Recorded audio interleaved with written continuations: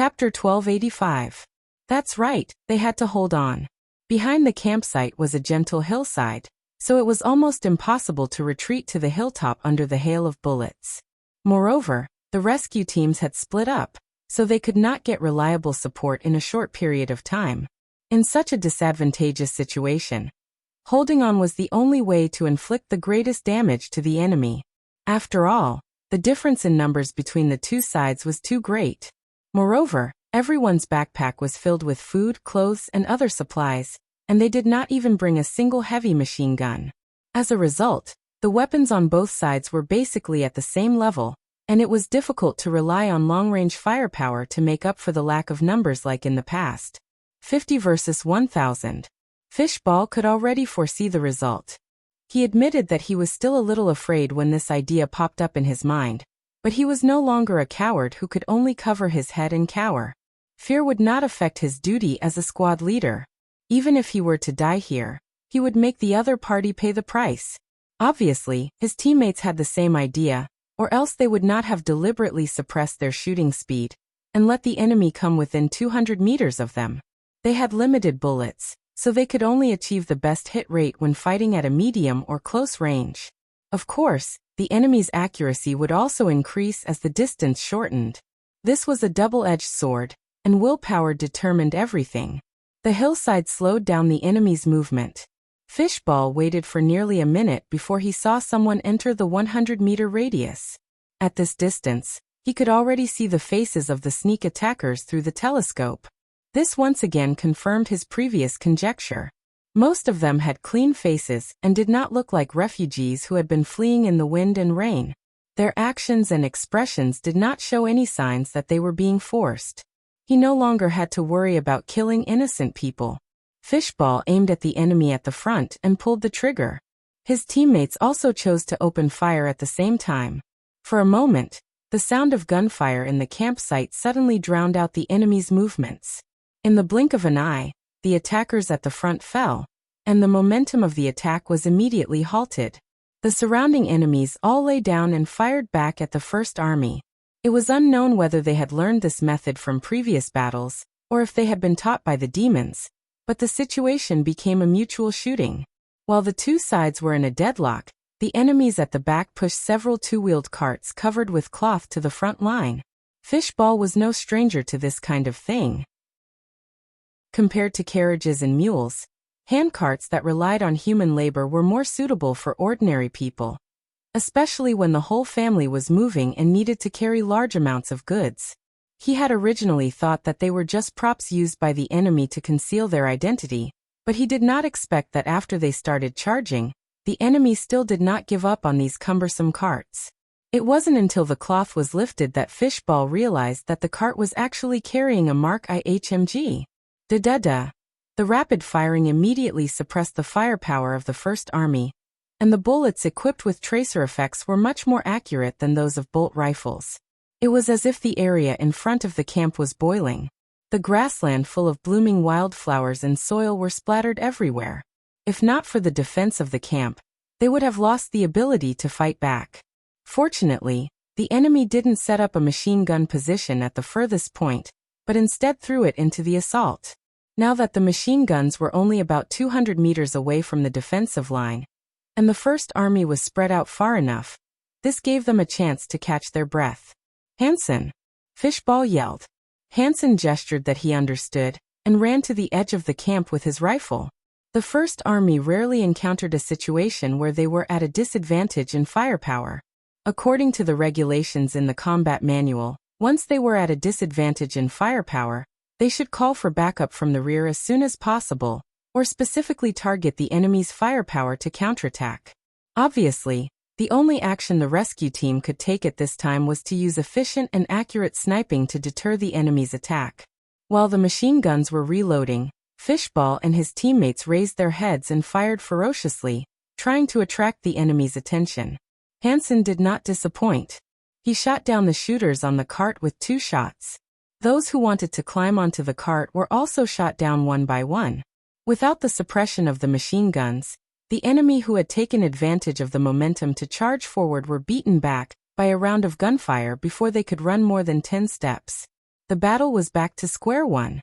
Damn it! Why haven't these useless people conquered the camp yet? Marwain looked up at the gradually setting sun and stamped his feet impatiently. Viscount Narnos, aren't your men too timid? They can't even take down a flank. If this drags on until nightfall, the Grey Castle people will escape. As commanders, they naturally did not have to rush to the front line like squires and mercenaries. Moreover, the Grey Castle people never followed the rules of war of the nobles. They did not deliberately hold back or exchange their captives for ransom. None of that existed.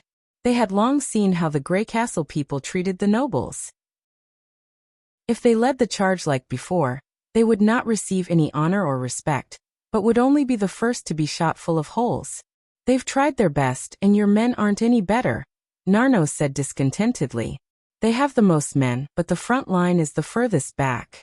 If your central force could advance another 100 steps, the camp would have been conquered long ago. Marwain was speechless. He could only look at the front line gloomily, but he remembered this hatred in his heart. When I become the Lord of Everwinter, I'll make you pay. But the most important thing now was to win. Without victory, the Sky Lord would not treat him differently. But he did not understand why the situation had become so stalemate. Everything went smoothly according to plan. In order to prevent the Grey Castle people from discovering a flaw, they did not choose to set up an ambush in the town, nor did they split up to outflank the enemy. In this valley, the strength and arrangement of both sides could be seen at a glance. Marwain had carefully considered any detail that could lead to exposure. As for the townspeople who might leak the news, he did not let any of them escape. And that was how things developed. By the time the Grey Castle people realized something was wrong, the distance between the two sides had already shortened to a few hundred steps. Since they outnumbered the enemy with guns and had far more men, the battle should have ended quickly. But why was the stalemate so long and they still could not break into the camp? Even if the enemy had one gun each, there would only be about 50 guns, while the allied forces of the nobles had more than 200 guns. In Marwain's imagination, the Grey Castle people should have been scared out of their wits when faced with such fierce firepower. But what he saw seemed to be the other way around. The allied forces were pressed down on the hillside and could not move. Several times, they charged forward but were repelled by the intense gunfire. The counterattack of the allied forces was not enough to weaken the defense of the Grey Castle people. It was as if the enemy had 3 heads and 6 arms and could control a few guns at the same time. The continuous firing guns that he had high hopes for were even more useless. Not only did they not destroy the will of the Grey Castle people, but they also hit their own people when they charged. Looking from the foot of the hillside, he saw that the continuous firing guns that he had painstakingly transported up the hill were surrounded by corpses. No one dared to touch them anymore. If this continued, wouldn't the beautiful future that he had been looking forward to turn into a bubble? After all, the Kingdom of Everwinter could not produce bullets. If he could not seize enough ammunition in this battle, how would he have the chance to bite a piece of meat off the Grey Castle people in the next battle? Don't be impatient, my lord, Fleur comforted him. According to my observation, the enemy's gunfire has become much more sparse than before. Obviously, they are running out of ammunition. As long as we hold on a little longer, we can use the method that we are best at to win. After all, they only have guns, but we have everything. Chapter 1286. Fishball noticed the change in the battle situation. He had been fighting with the mentality that he would knock out the enemy even if he had to die, but the pressure from the enemy was much lower than he had expected. When he fought the demons on the fertile plains, the pressure on the battlefield almost made it hard for him to breathe. His whole body was as stiff as a rock, and the only thought in his mind was to shoot. But now he still had the energy to observe the situation of his teammates and the enemy, and to think about the enemy's possible actions. After being forced to retreat several times, the enemy's movements became much more sluggish. The most obvious point was that the First Army's firing interval had lengthened. In order to conserve ammunition, they usually only fired when the nobles' army charged, but the last time they fired was an hour ago. Since the enemy had not sent any reinforcements, this kind of stalemate, of neither advancing nor retreating, was definitely a taboo. After all, The first army was positioned halfway down the slope, and they had the cover of the sandstone barracks, so they had a much greater advantage in firing. He did not quite understand why the commander of the nobles would make such a choice. Unlike cold weapons, no contact did not mean that there was no battle. Those ambushers were under the pressure of being hit at every moment, and this was undoubtedly a blow to their morale. Some of the front lines did not advance, but retreated instead. Fishball saw with his own eyes that some of the enemies had retreated nearly 100 meters from their original positions. Now the entire front line was like a zigzag wave. This also revealed that the enemy was not a complete unit, but a temporary patchwork of several teams. In addition, Fishball also noticed that the enemy might not be that good at using flintlocks.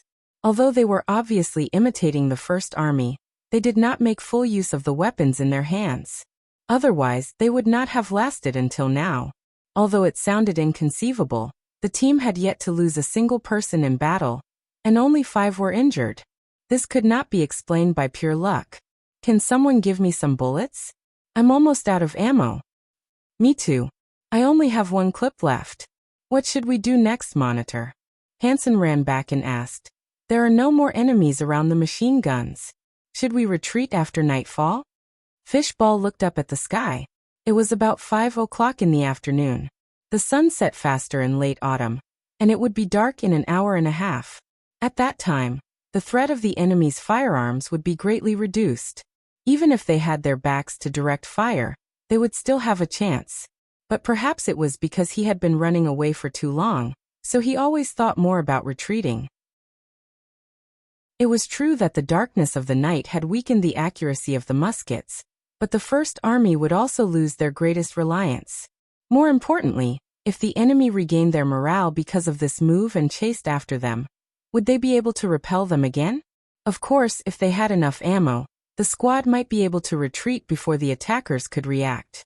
However, based on the current situation, the nobles would soon notice that the firing rate in the camp was no longer what it used to be, and it would not be difficult to guess their next move. What's more, 2 of the 5 injured were heavily injured. Retreating with injured teammates would definitely slow them down. Fishball would never abandon his teammates. He hesitated for a while and finally made up his mind. Call the others over. I have something to say. Not long after, Hansen gathered his teammates who were scattered on the front line. The enemy did not seem to notice that the First Army's shooting points had become more concentrated. They were still crouching on the grass and occasionally fired a shot. This further strengthened Fishball's conviction. He briefly explained the situation and then looked around. His Majesty always said that attack is always the best defense. If we can defeat these nobles in one fell swoop, we won't have to worry about whether we stay or leave. But if we do the opposite, the enemy may have a chance to bite us back. Now it's time to make a decision. We can leave our fate to the enemy, or we can control it ourselves. I'd like to hear your thoughts. Monitor, do you mean we should take the initiative to attack? Hansen was stunned. They outnumber us. I've thought about it. They seem to have the advantage in numbers, but most of them have lost the will to fight. It's just that long-range shooting won't make them realize that they're going to lose. If we can defeat their strongest team, maybe we can completely destroy their will to fight. But we're running out of bullets. The First Army is not an army that only relies on guns to fight. The combat manual emphasized this point, Fishball said in a low voice. After a moment of silence, Hansen was the first to speak. I'll listen to you. That's right, Monitor. I don't want to leave anyone behind. Either we all go or we all stay. Give the order, Monitor. Everyone shouted. Fishball nodded solemnly. He would never have thought that he would make such a decision in the past. He had only been in the army for 4 years, but he felt that something had changed in him. You're not a coward. A sweet and melodious voice rang in his ears. He took a deep breath and said word by word. Everyone put on the bayonet. The structure of the gun had changed from the oldest flintlock rifle to the bolt rifle, but the bayonet had never been removed. The only difference was that it was more useful than before. The soldiers drew their swords from their sheaths and inserted them into the jaws. Fishball inserted the last clip into the barrel, raised his arm and shouted, "Follow me." He took the lead and jumped out of the camp. The other teammates followed him and rushed toward the enemy closest to the front line. The enemies obviously did not realize what had happened. Many of them did not even get up from the ground, but continued to shoot at the First Army in a clumsy posture. Fishball was prepared to be shot, but the pain he expected never came. The distance of more than 100 meters was covered in the blink of an eye. Only then did the enemy stand up as if he had just woken up from a dream. He stood there with his rifle in his hand, not knowing what to do. He stabbed the bayonet into the chest of the first enemy according to the posture he had practiced in training. Kill. His teammates also rushed forward and rushed into the crowd while they were descending the mountain. Shouts and screams rang out across the hillside. Fishball stabbed one down and shot another dead. When he turned around and stabbed the third, he found that there were no new targets around him. He looked around and found that the enemies had already begun to flee. They probably did not expect that the First Army would rush out of the camp and engage in close combat with them. The last string in their hearts was broken. When enemies met on a narrow path, the braver ones would win. The allied forces of the nobles, who had been clenching their teeth for a long time, did not put up much resistance before they all collapsed. When the troops at the front fled, panic spread through the entire army like a plague. The teams that were already retreating threw down the weapons in their hands and fled down the mountain in a panic. Many of them even lost their footing and rolled down the mountain, knocking down a bunch of their companions who were running in front of them. When the heavy machine guns fell into the hands of the First Army and turned their muzzles to shoot at the crowd running down the mountain, the enemies hated themselves even more for not having two legs. If it were not for the fact that the machine guns did not have many bullets to begin with, they might not have been able to escape. Fishball did not know how far he had chased them until his legs became weak and he slowly stopped. The surviving enemies on the hillside all knelt on the ground and raised their hands to surrender. The nobles who had been lingering in the back ran faster than anyone else and were almost invisible now. He clenched his fists and felt an indescribable joy in his heart. However, before he could savor the joy, his teammates rushed up and pushed him to the ground. "Monitor, we won. Long live His Majesty. Long live the First Army." Everyone lifted him up and threw him high into the air. That's right, they won. Everyone had survived. There was no better ending than this. Fishball opened his arms to the setting sun and joined the cheers of victory with everyone else. Chapter 1287. Sedimentation Bay, Kingdom of Wolfheart. Ironax soon heard of the victory of this counter-ambush. He immediately sent a messenger to express his appreciation and encouragement to the Fishball squad, asking them to temporarily return to safety and wait for the arrival of the reinforcements. Although the Fishball squad had defeated the allied forces of the old nobles, their unflinching performance and their willpower were excellent examples of propaganda. Compared to continuing to rescue the refugees, it was obviously more meaningful for them to publicize their deeds, especially when the First Army was withdrawing. Not long ago, he received two pieces of bad news. First, the soldiers lurking in the red mist reported that the nobles had taken over the demon's job. According to the report, the knight from many families of the Kingdom of Everwinter was intercepting the refugees. As the same kind, their coercion and temptation were undoubtedly much more effective than that of the foreign races. The First Army would take a great risk in entering the Red Mist area. Most of the time, they could only rescue the refugees from the periphery. As a result, the number of people at the evacuation points had decreased to varying degrees. Second, the demons had once again intensified their attacks on the First Army. This was a complete battle report.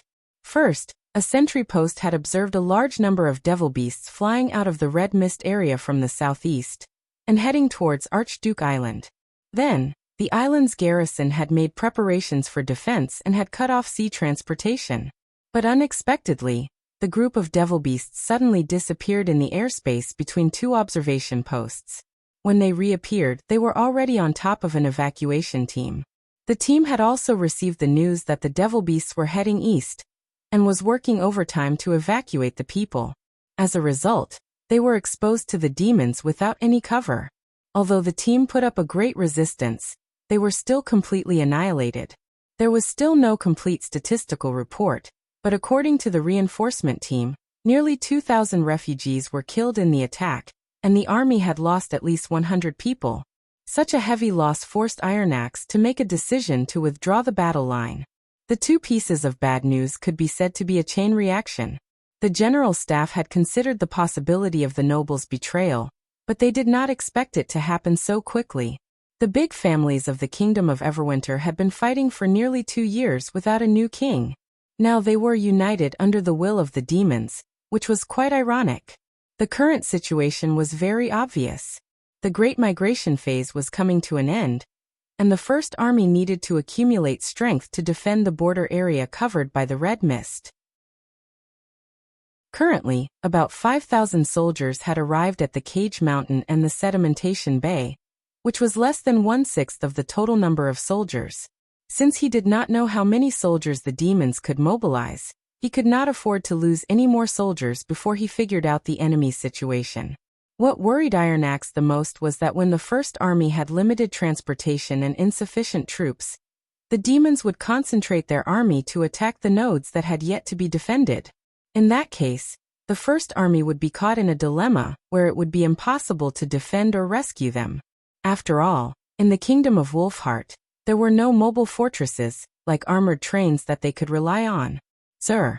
At this time, a guard walked into the mansion's study. The ship of Lady Edith Kant, the Minister of the General Staff, has just arrived at the port. Oh. Iron Axe raised his eyebrows. He was just thinking of someone to share his worries with, and now the person to share his worries had come by herself. Coincidentally, I'm free. I'll go to the port to pick her up. At the port, Iron Axe saw the Pearl of the Northern Region surrounded by the members of the General Staff. All of them looked liberated, and seemed to have completely forgotten the horrible experience she had when they were tortured by her. It had only been about a year since she became the minister, but she had already won the respect and approval of the staff. Iron Axe thought of the nobles in the Kingdom of Everwinter and the Kingdom of Wolfheart, and then looked at the former daughter of a duke. He could not help but sigh inwardly. Commander-in-Chief. Edith also saw Iron Axe. She put her hand on her chest and saluted. Long time no see. I hope my subordinates didn't cause you any trouble. They've all fulfilled their responsibilities in the line of duty. Iron Axe returned a military salute. They were basically equal in status, so there was no misunderstanding between them. In other words, apart from His Majesty and Lady Silvermoon, Edith was the only person he was willing to talk to. In other words, they didn't give you any surprises? Edith shrugged and turned to look at the staff. It seems that you haven't performed well recently. Iron Axe could not help but smile. This Pearl of the Northern Region was still as unforgiving as before. It's not a bad thing if we can win the war steadily. Edith did not pursue the matter further. Instead, she changed the topic. By the way, this time I came with a new weapon developed by His Majesty according to the frontline intelligence. Are you interested in taking a look? Iron Axe's eyes immediately lit up. Of course. Please lead the way. They came to the heavily guarded loading area, which had been isolated by the garrison. Huge wooden boxes were being lowered from the ships and neatly placed in a corner of the yard. Many of the boxes had been opened, revealing the weapons wrapped in oiled paper. Iron Axe's attention was quickly drawn to a small cannon. Good choice, Edith said with a smile. This 75mm cannon is the most expensive firearm in this shipment. His Majesty hopes to use it to fill the firepower gap between the mortars and the Longsong cannons. It doesn't need a wish to transport it. It can be assembled on 4 wheels and can be pulled by a horse or 2 people. The cannonballs can also be carried by people. This reminds me of the original front-mounted field artillery. Iron Axe nodded. He immediately understood the use of this portable weapon. Compared with the short-range anti-demon grenades and mortars, the new cannon was obviously more suitable to deal with the thick-skinned spider demons. Even if they did not have time to set up artillery positions, the frontline soldiers would not be helpless against the spider demons. As for the new rifle over there, it's a semi-automatic weapon, Edith introduced as they walked. Edith explained as they walked. The results of the test were pretty good. 2 or 3 guns can achieve the same effect as a heavy machine gun. You must be familiar with the person who came up with this idea. He's Van the commander of the artillery battalion. Although the official product has been improved by His Majesty, it's still called the Van rifle. But it's only a temporary substitute. I heard that the real automatic weapon is currently in the trial production stage. When the finished product comes out, it'll be shipped here immediately. The one on the far side is the new anti-demon grenade. Its caliber is much larger than the previous one. I think the Ministry of Chemical Industry has improved the propellant. The visitors gradually dispersed. When they walked all the way to the edge of the yard, only Iron Axe and Iron Axe were left. What's wrong? Is the war not going well? Edith suddenly asked. Iron Axe was startled. Only then did he realize that it was not a coincidence that Edith had brought him here alone. You saw it. If not, you wouldn't have come to the dock to welcome me. I can't hide it from you. Iron Axe exhaled and told Edith about the recent bad news, and what he was worried about. Before the transportation channel is opened, it'll take us several months to gather all the troops and ammunition here. However, the demons may launch an attack from somewhere at any time. Even if Miss Sylvie, Lightning, and Maggie are here, they won't be able to monitor such a wide front. The war is imminent, but I know so little about the enemy. This is not a good sign. I see. Edith pondered for a moment. As for the transportation channel, I can't do anything about it. But in terms of intelligence, it may not be so difficult. You have an idea? Sort of. You only think about using the First Army to solve the problem. That's why it's so tricky. The Pearl of the Northern Region said slowly. The demons seem to be killing many birds with one stone by driving the nobles to serve them, but it also creates an opportunity for us. As long as the demons don't wipe out every city, we can plant a large number of eyes in the belly of the enemy. Iron Axe seemed to realize something. These eyes aren't soldiers of the First Army. Chapter 1288. When Roland received the report, which was jointly signed by the First Army and the General Staff, he immediately thought of the classic plots of spy movies. Obviously, this was a highly feasible plan. He even considered more than Edith. Although the profession of spy had existed since ancient times, and had different names in different eras, the concept and image that he was familiar with were gradually formed during World War I and World War II. Before that, most of the intelligence transmission was simple two-way communication, and there was no strict system. As the government became more and more controlled over the people, it became more and more difficult for spies to survive, so it became complicated and systematic. This also meant that the loose control system, which was ruled by the feudal lords, could not eradicate the existence of spies.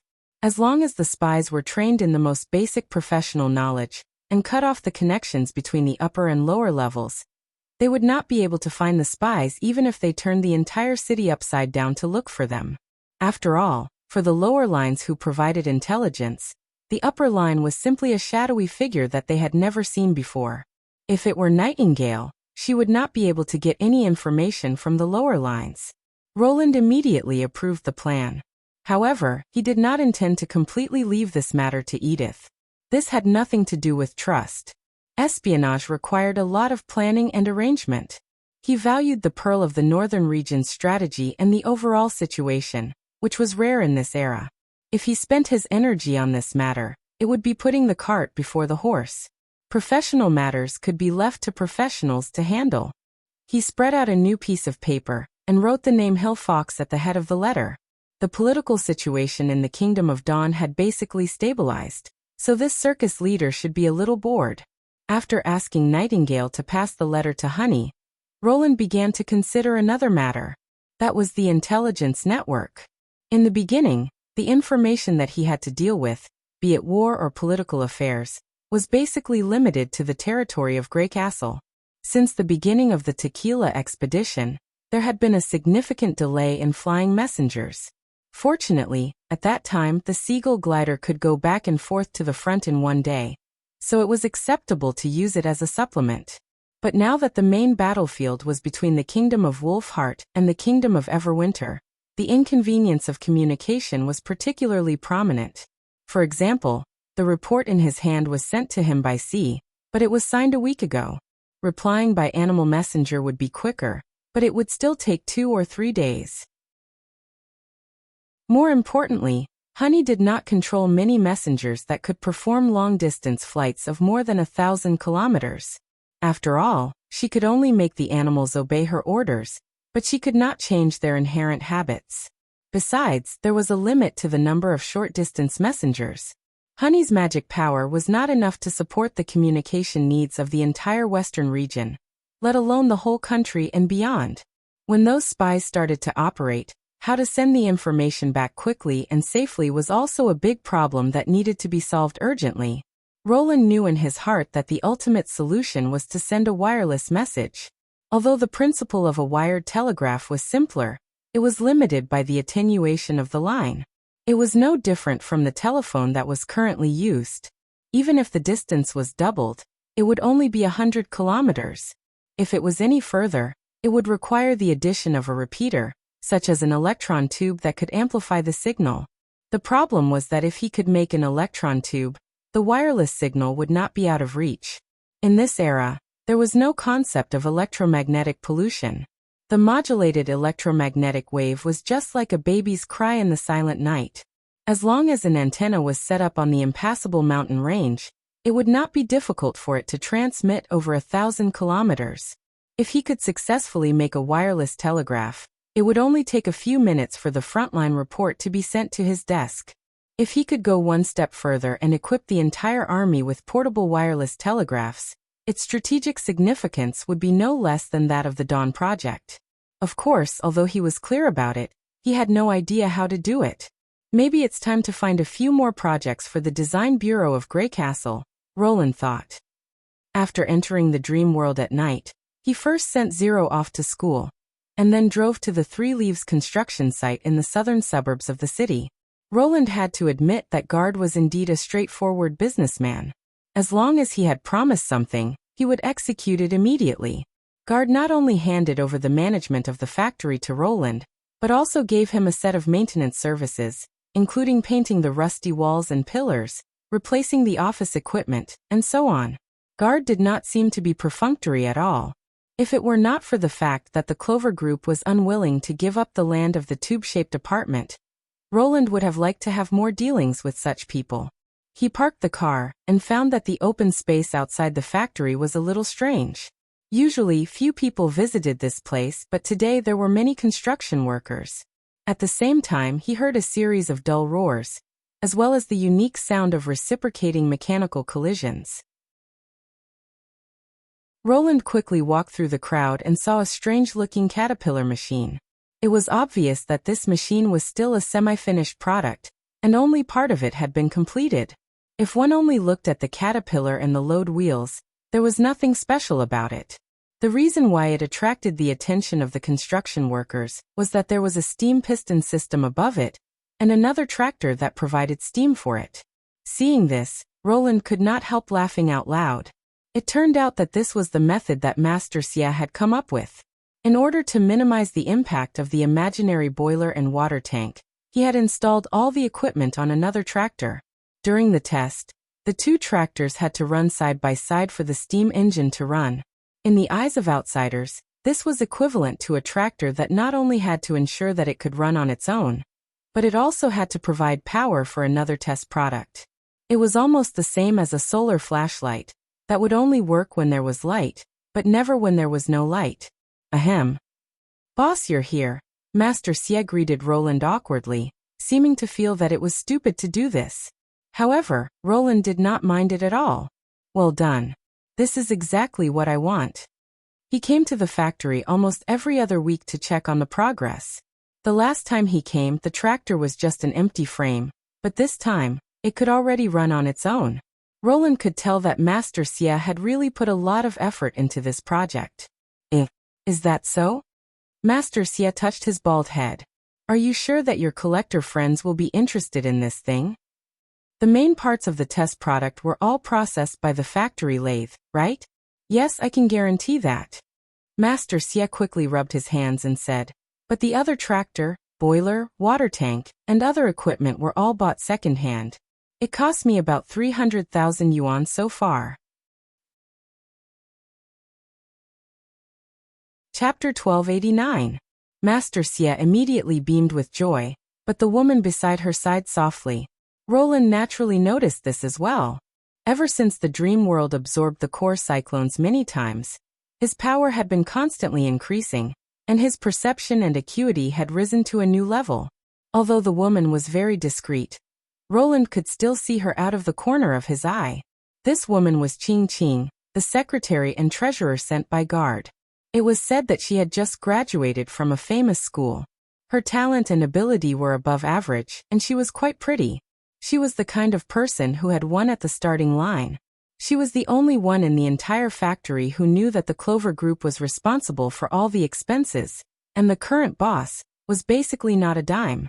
In Qing's eyes, Roland was probably trying to take advantage of the Clover Group and take advantage of the employer. It was understandable that she looked angry. However, Roland did not care. As long as he dragged Qing down with him, all her complaints would vanish. Of course, it's all thanks to everyone's hard work. He smiled at the secretary and said, "If it's successful, I'll give all the employees in the factory a month's salary." "That's right. Boss, you're so thoughtful." Master Xie nodded. "No. That's not what I meant." Qing did not expect that Roland would notice her little trick. She said awkwardly, "I was just wondering when the company would be profitable. If everything went well, that day would never come." Roland waved his hand calmly and said, "Don't worry. My friends are all people who pursue their dreams. Making money is not a problem for them. Just wait for the promotion and salary increase." Well said, well said. Master Xie seemed to have fallen into a fantasy of reaching the peak of his life. He smiled so widely that the wrinkles on his face gathered. "By the way," Roland looked at Qing and said, "I have a new project to develop. Come to the office with me." "Ah, boss," Master Xie said as Roland turned to leave. "Do you have any other requirements for this tractor? For example, the shape, the color, and so on. Do you really think it's a prop in a movie?" Roland shook his head and laughed. "As long as it's reliable, everything else is not important. But please go ahead. If possible, I hope that the final product can have 5 pairs of wheels." "That's not a problem at all," Master Xie said as he patted his chest. "When I designed the chassis, I considered expandability. Leave it to me." Since the employees of the factory ran out to watch the test car, the factory was quite quiet. Roland noticed that Qing had increased the distance between them from 2 meters to 5 meters after they crossed the workshop gate. Roland could not help but feel amused. It seemed that Guard did not reveal her identity to Roland. Otherwise, she should have known that when a marshalless wanted to do something bad, she could even run 50 meters first, let alone 5 meters. However, he was too lazy to improve his image in the eyes of his employees. As long as they worked hard for him, nothing else mattered. After walking into the messy office, Roland sat on the boss seat and went straight to the point. "It's like this, I have a friend." There it was again. Qing could not help but curse in her heart. Every project started with a friend. The problem was that there were not many friends who were willing to spend hundreds of thousands of yuan on a pile of garbage. She admitted that rich people had all kinds of strange hobbies. However, judging from the boss's appearance, he did not look like a son of a rich family. She was confident in her judgment. After all, she had studied in a prestigious school and seen many rich second generations, but she had never seen a person as simple and unadorned as the boss. Even if the former kept a low profile, they would not treat themselves badly in terms of food and clothing. Although the things they used were niche, the quality and price were definitely not cheap. Moreover, there were fewer and fewer young people who were willing to lay low. But Mr. Roland, the clothes he wore were the most common street stalls, and he did not have a single ornament on him. Even the car he drove was a bumpy van. It was not enough to describe him as low-key. He exuded the aura of poverty from head to toe. How rich could the friend of such a person be? After graduation, she successfully applied for a job in the Clover Group, the largest enterprise in the city. She wanted to add a beautiful record to her resume, but she did not expect that the big boss would directly transfer her to this small factory, where she had to work on all kinds of strange projects. She began to wonder if Mr. Guard had been cheated. or if he was deliberately using this factory to cover up some shady business. For example, the new project proposed by the boss was wireless communication. Qingqing almost wanted to put her hand on her forehead and sigh. A walkie-talkie cost dozens of yuan on the internet, and an antique transmitter could also be bought, but he wanted to start with the most basic electronic tube. Just like the tractor project, it had to be handmade from scratch. Not a single ready-made part could be bought. That was a waste of money on purpose. I don't need to recruit people who are too professional. They can be graduates or radio amateurs. I can build a prefab house outside the factory as an office. It will save me the trouble of running back and forth. Roland explained his requirements in detail. I'll give them all the equipment they want, but remember, all the parts must be produced here. It doesn't matter if it's rough or crude. In other words, the lower the technology, the better. Doomsday Wasteland style, understand? That's my friend's style. This is different from a salary increase. I'm afraid I have to report it to Mr. Guard first. It's okay, Roland said generously. I think he'll agree. Just then his cell phone rang in his pocket. It was a call from the Martialist Association. Roland asked Qingqing to leave before picking up the phone. Hello, Mr. Roland. He heard a calm and familiar voice. It was Rock, the defender of the association. I have a new task for you. Do you have time to come to Greenleaf Sanatorium this afternoon?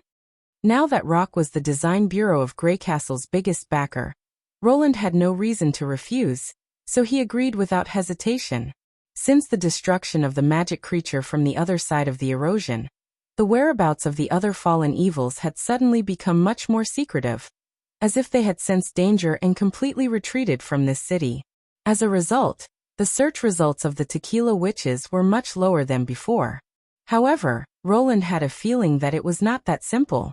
The goal of the fallen evils was to seize the awakened force of nature and weaken the power of the dream world. Now that the Prism City had been attacked and the martial arts contest had begun, a large number of martialists had gathered here. They should not give up so easily.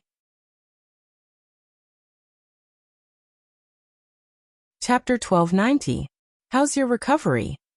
Fei Yuhan walked in toward 402 with a stack of books and placed them on the bedside table. Thank you. Vaucries nodded gratefully. I can get out of bed and walk around. The doctor said that I'll be back to normal in about a week. That's good. Even among martialists, your self-healing ability is top-notch. Fei Yuhan smiled. Is that so? The force of nature has a different effect on the body. Not every awakened can be like you, who can fully recover in a month after the bones in your legs were crushed. However, you might not have seen a martialist suffer such a serious injury, so you don't know your own potential. Fei Yuhan paused. You should be one of the strongest in your world, right? Why do you think so? My master always said that the strong are usually strong in every aspect. Fast healing means that you have an excellent bone quality, and your body has a strong ability to resist attacks. These kinds of people are usually 1 in a million when it comes to martial arts, just like me. Fei Yuhan said calmly. When your injuries are fully healed, perhaps we can spar a few more times. Is that why you recruited me into your team? Vaucries said helplessly.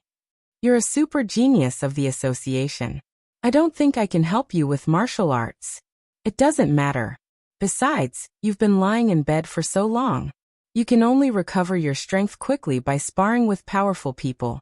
After all, the fallen evils won't care about your injuries.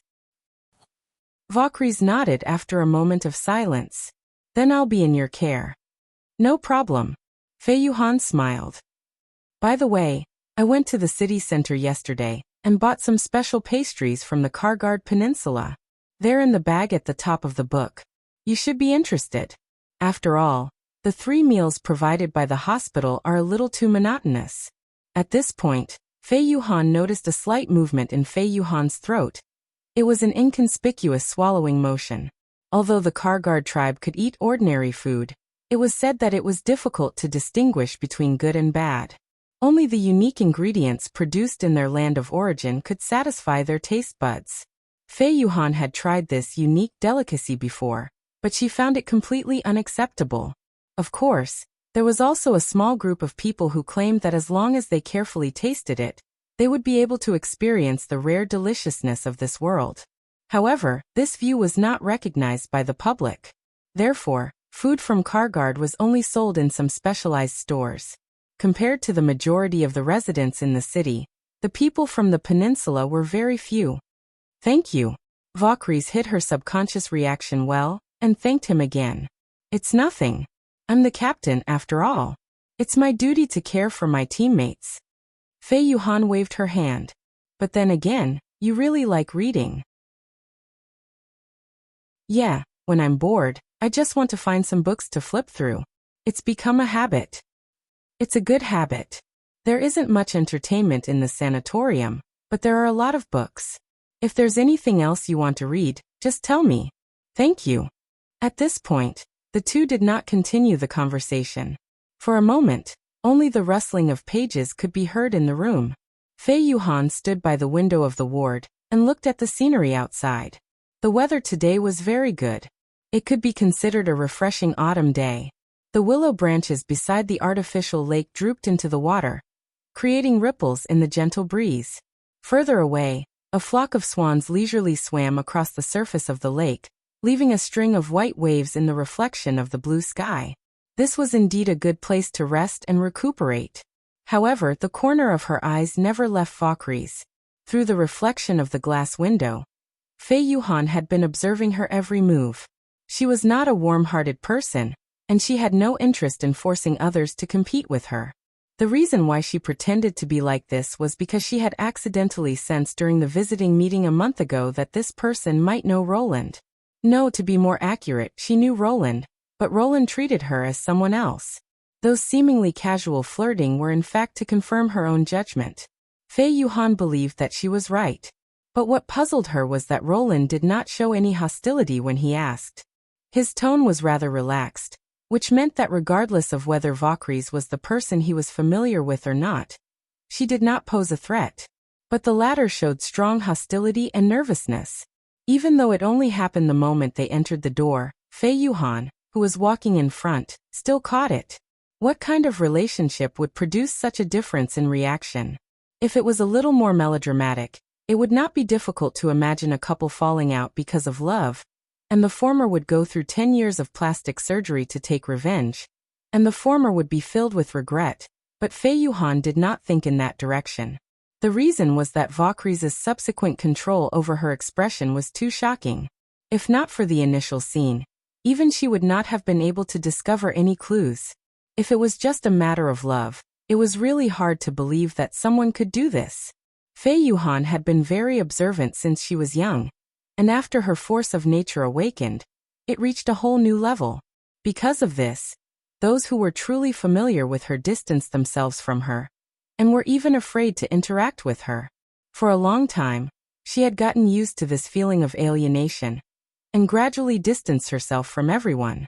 After all, she only needed to look at them from afar to be able to guess their thoughts. But Roland was different. This newly promoted hunter from the association was one of the few people she could not see through. It was the same for Valkyries, who had a certain relationship with Roland. They were obviously hiding something, and the secret behind it was hard for her not to pay attention to it. After interacting with Valkyries for a while, Fei Yuhan was able to confirm her intuition. This martialist from the Kargard Peninsula behaved like an ordinary person, but there were still many details in his life that revealed abnormalities. If she had known him before Roland, she would not have suspected anything. But after thinking about it, these abnormalities could surprisingly be linked together. For example, she had previously brought a snack from her hometown to Valkyries. The latter did not show any joy at the beginning, but later discovered that Valkyries had eaten it cleanly. But this time, there was a clear change in Valkyries' reaction. At first glance, this did not seem to be a big problem, but upon careful thought, it meant that Valkyries did not eat to fill his stomach, but that he did not even know the taste of his hometown snacks.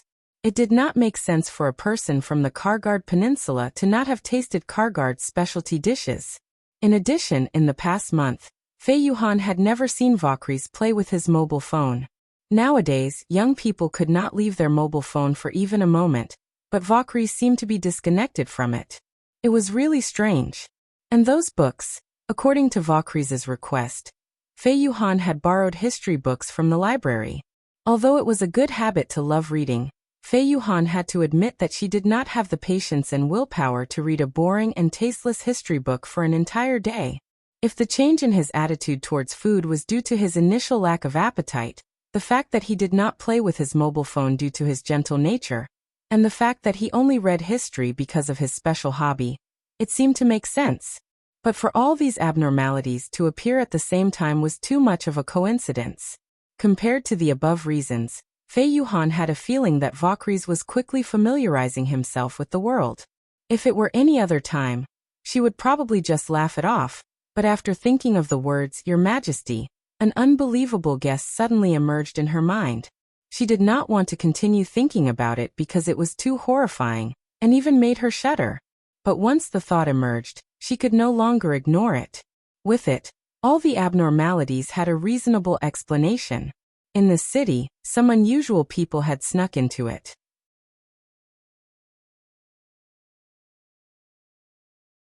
Chapter 1291. How many of them were there? What was their purpose? Were they all awakened with the force of nature? What would the other world be like? Fei Yuhan had no idea. But for now they were not enemies. Roland's battle against the fallen evils was real. He was indeed fighting against the erosion. The previous joint operation was proof. Fei Yuhan would never forget what she heard before she fainted. What did he mean by "Your Majesty"? I knocked everyone unconscious. Furthermore, Roland had deliberately avoided her gaze many times. What was the difference between this and the fact that there was nothing to hide? In other words, if the hunter really harbored some unspeakable evil intentions, she would not have been able to survive until now. After destroying the corrupted magic creature, the hunter would have the opportunity to kill her as well. As long as she pushed the blame to the enemy, no one would suspect anything. Therefore, Fei Yuhan felt that this was a gesture of goodwill. Apart from the lack of concrete evidence, the other party's goodwill was also the reason why she did not immediately report this to the higher-ups of the association. Be it Roland or Valkyries, they had both chosen to hide their true origins. Although she did not know the reason, since they hoped so, there was no harm in maintaining this tacit understanding for a while longer, and allowing her to observe for a while longer. Her phone rang. Yes, I understand. Fei Yuhan hung up the phone and nodded at Valkyries. Mr. Rock is looking for me. I won't be able to accompany you today. It's okay, business is more important. See you tomorrow. By the way, just as she reached the door, Valkyries called out to her. Captain, can you bring me some books related to technological development tomorrow? You mean something like an encyclopedia? Fei Yuhan thought for a while. It should be fine. But there are many types of such books. I'm not sure if I can find the one you want. It's okay, any type is fine, the other party said happily. Thank you. It's nothing. After the door closed, Fei Yuhan's expression returned to normal. As expected, she was not a simple history buff. She was trying her best to understand this new world. Valkyries looked at the closed door and sighed.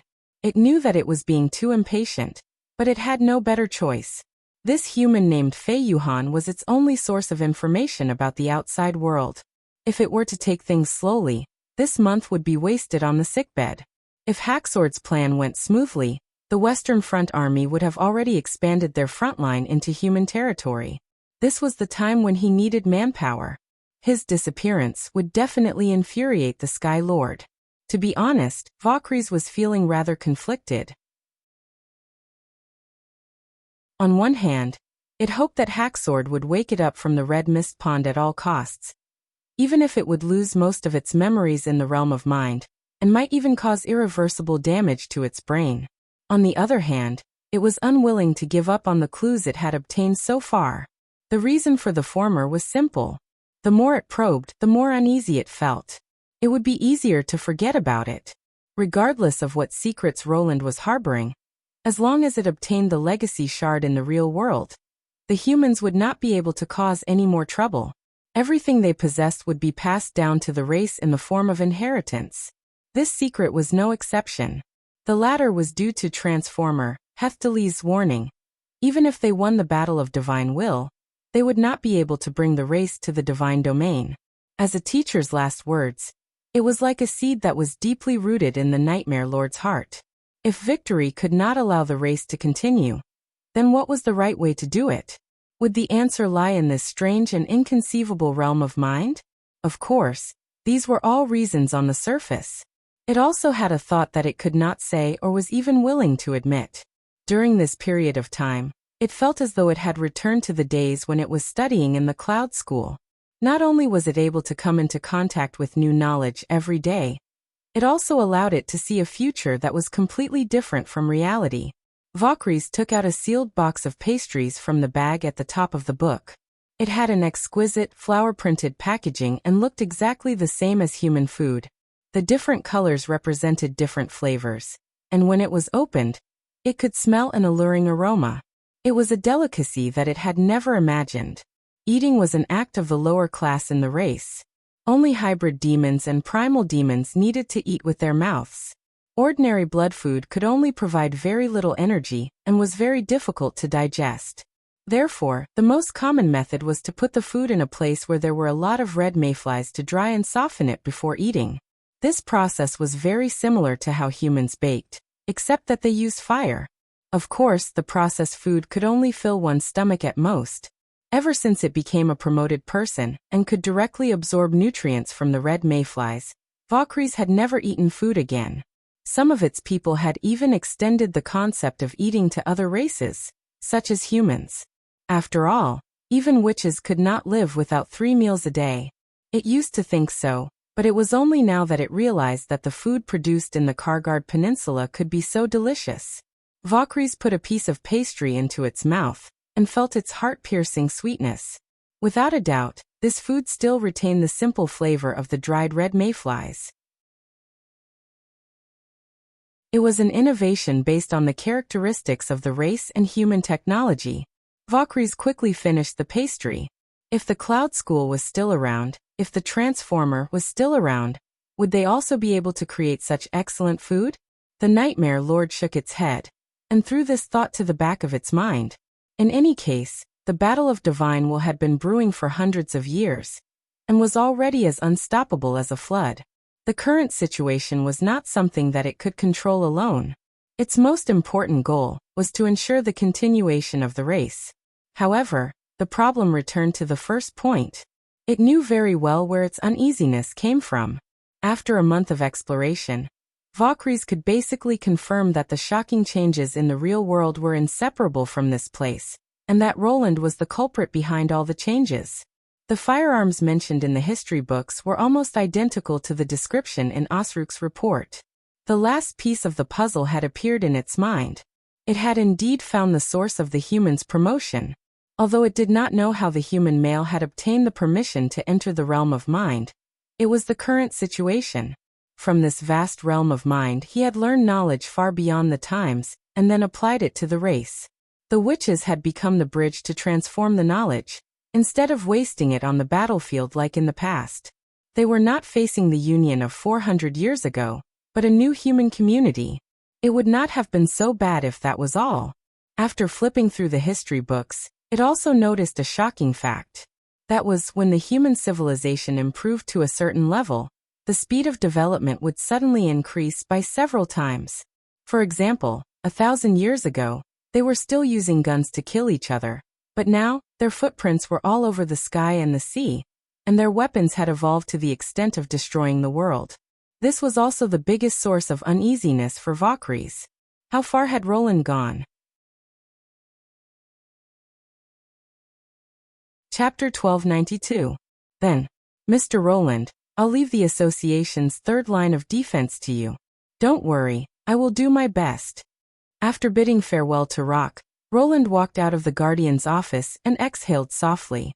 Things did not go as smoothly as he had expected. The Prism City's tracking of the fallen evils had also come to a standstill, and he had not been able to obtain more information about their whereabouts. The guard had informed him to come here mainly to arrange the garrison duty for the martial arts tournament. Roland had mentioned this plan before. After the failure of the tracking operation, It became one of the main plans to counterattack the enemy. Since the fallen evils were hiding so well, it was better to wait for them at the conference. In order to prevent internal conflicts, the higher-ups of the association simply set up a schedule of the competition and requested the star martial artists to execute according to the schedule. In other words, this year's martial arts competition would completely become a meticulously arranged trap. Although there were suspicions that the competition was rigged, everyone knew what was more important in the face of an existential crisis. In addition, the higher-ups attached great importance to this matter. They pulled everyone into the office alone for a private discussion, which could be considered as saving everyone's face. When Roland arrived, he saw many celebrities in the hall, but no one showed any dissatisfaction. According to the plan, the defense circle was divided into 4 layers. The first layer consisted of the government guards and the members of the association disguised as spectators. Their main task was to identify the enemies and kill the lone fallen evils. The second layer consisted of the star martialists on and off the stage. The third layer consisted of the old-school martialists who hid their identities. The last layer consisted of the defenders themselves. Such a complicated arrangement was to ensure that the martial arts contest would go on smoothly before the fallen evils appeared on a large scale. Secondly, considering that the opponent had someone who could instantly control the martialists, it would be difficult to screen the entrances and exits. As the holder of the hunting license, he was naturally assigned to the third line of defense. In fact, he was not only responsible for monitoring the suspicious characters in the field, but also the participating martialists. Although Roland was a little disappointed that he could not find any new clues about the hiding place of the fallen evils, he did not have any better ideas at the moment. Setting up a trap and waiting for the enemy to crash into it was the most feasible method at the moment. After all, he knew more than the association. The fallen evils were not simply attracted by the force of nature. What drove them was the will of the gods. Their ultimate goal was to destroy the dream world and return all magic power to the realm of mind.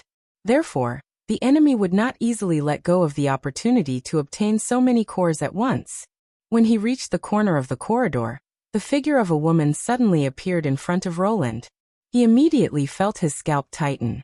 It didn't matter who the other party was, it just had to be the person he didn't want to see the most at the moment. The genius martial artist of the association, Fei Yuhan. It's you. She seemed to have noticed Roland and raised her head. There were only the two of them in the empty corridor.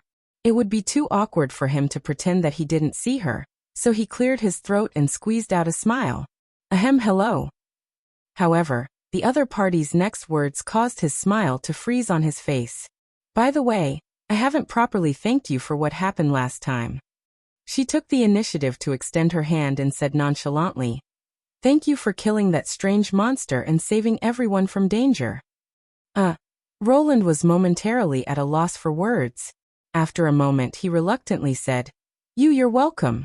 It's a pity that the association pushed all the credit to me." Fei Yuhan sighed softly. No, that's good. He hurriedly waved his hands. Actually, due to some special reasons, I had to hide my identity. The fewer people that notice me, the better. All right then. Unexpectedly, the other party did not pursue the matter further and readily agreed. Since you said so, I'll accept it as a gift. Roland was surprised.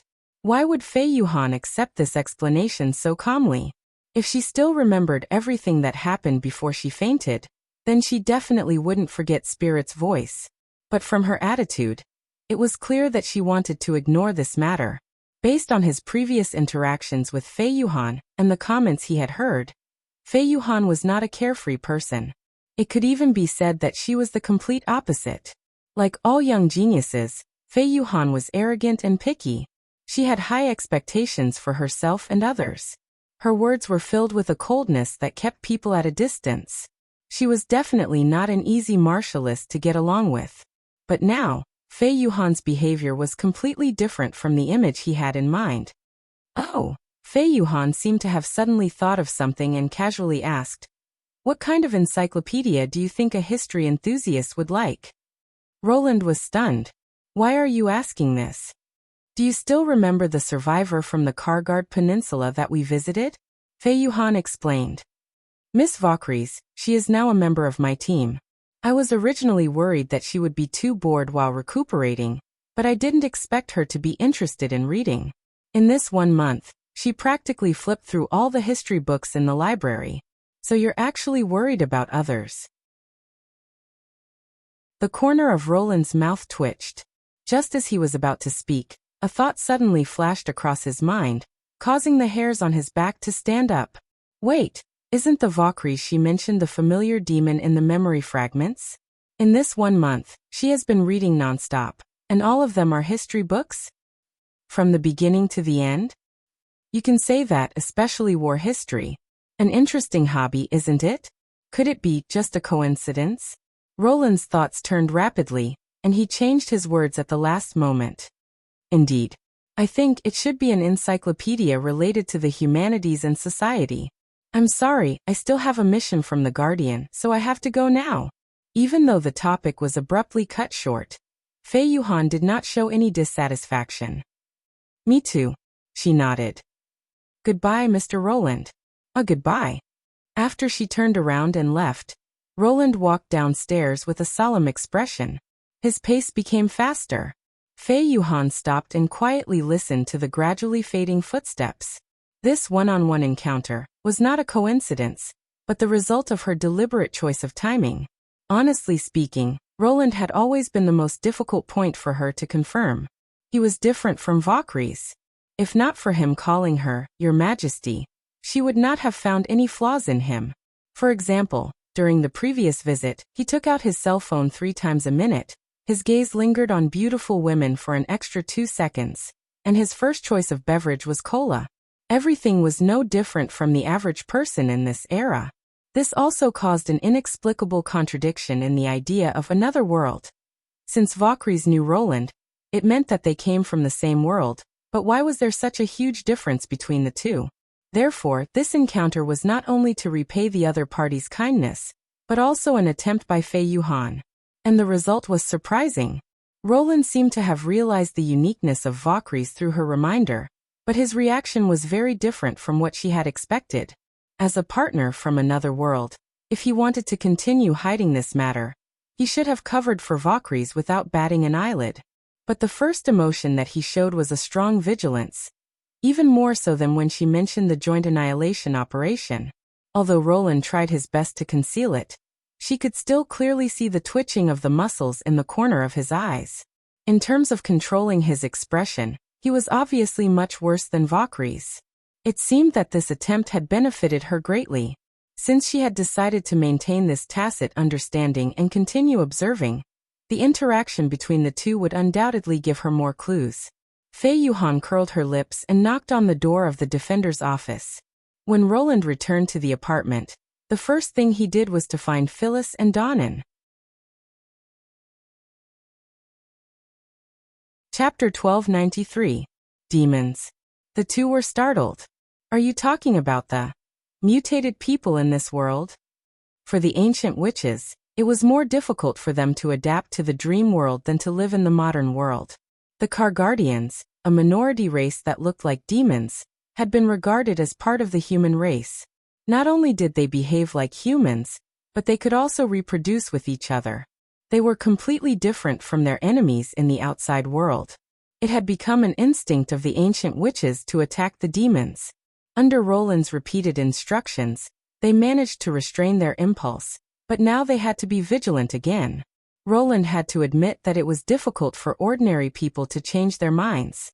Therefore, the first people he thought of were Phyllis and Donnan, who had followed him into the dream world and were good at hiding. You can think of it that way. Roland described Vaucries' characteristics and suspicious points. I didn't see any magic stones on her, which is the biggest difference between her and a real demon. But you still have to be cautious and monitor her under the assumption that she has the ability of a magic stone. Reading through history was the most effective way to understand a world. Who would be so eager to know the history of the dream world? If the demon named Vaucries really came from the Kargard Peninsula, she should have received compulsory education. However, from Fei Yuhan's words, Roland knew that she had read through the history books in chronological order. She was at the point where two worlds were eroded at the same time, which was suspicious enough. Yes, Your Majesty. The two nodded. Even if you confirm that she's a demon, don't attack her in the sanatorium. Roland thought for a moment and added, first, there are many awakened ones there, so it's easy for accidents to happen. Second, I want to find out how she passed through the memory fragments to come here. After all, the end of room 0510 was not connected to the nest of one or two senior demons, but a very large city of the mutated people. If other demons could also pass through the door, it would be a real headache.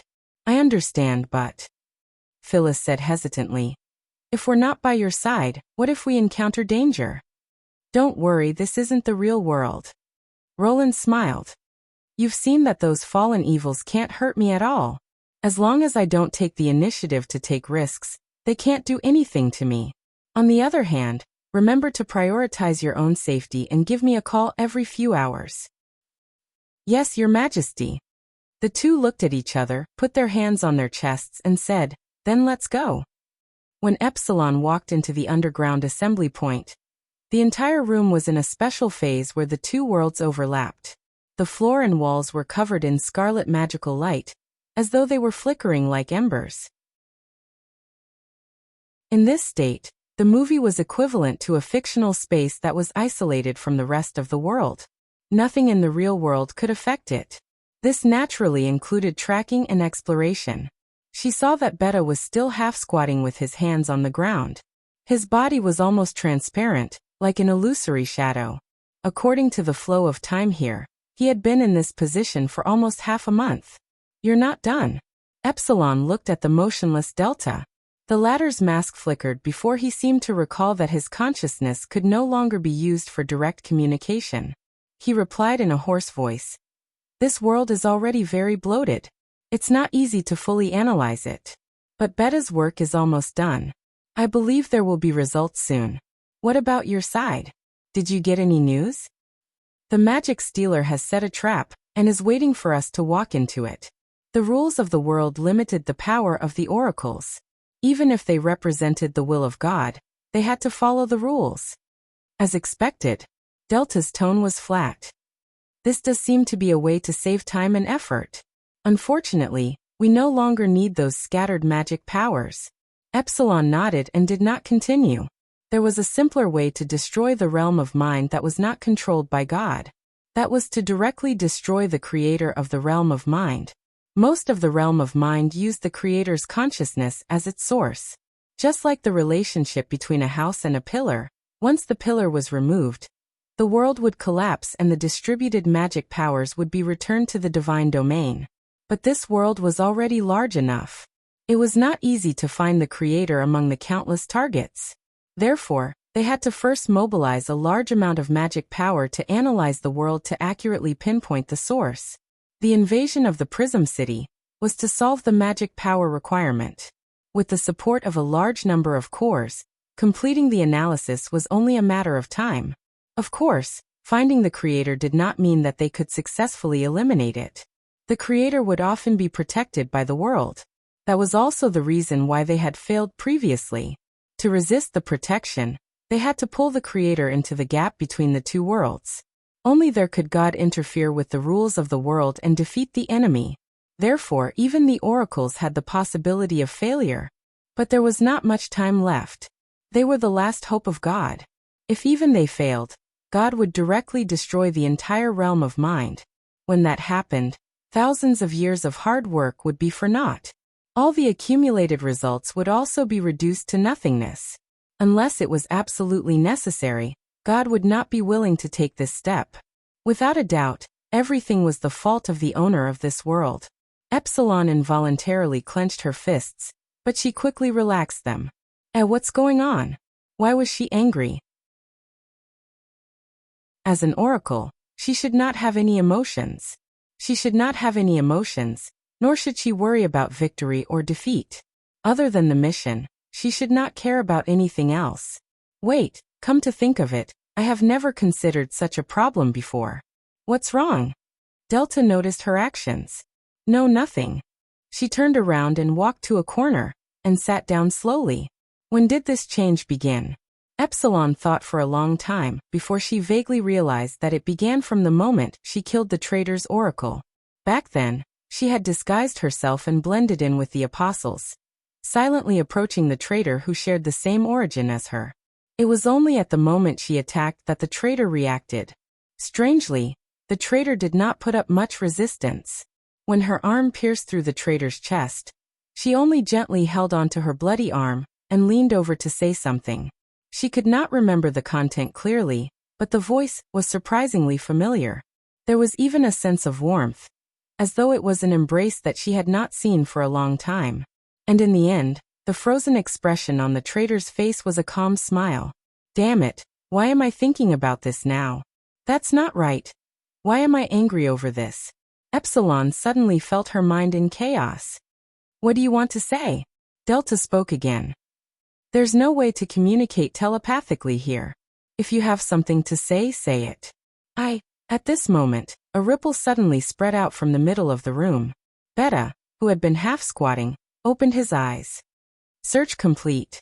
It's finally done. Delta immediately shifted his gaze. What's the result? Beta raised his hands, and 3 blurry heads appeared in his palms.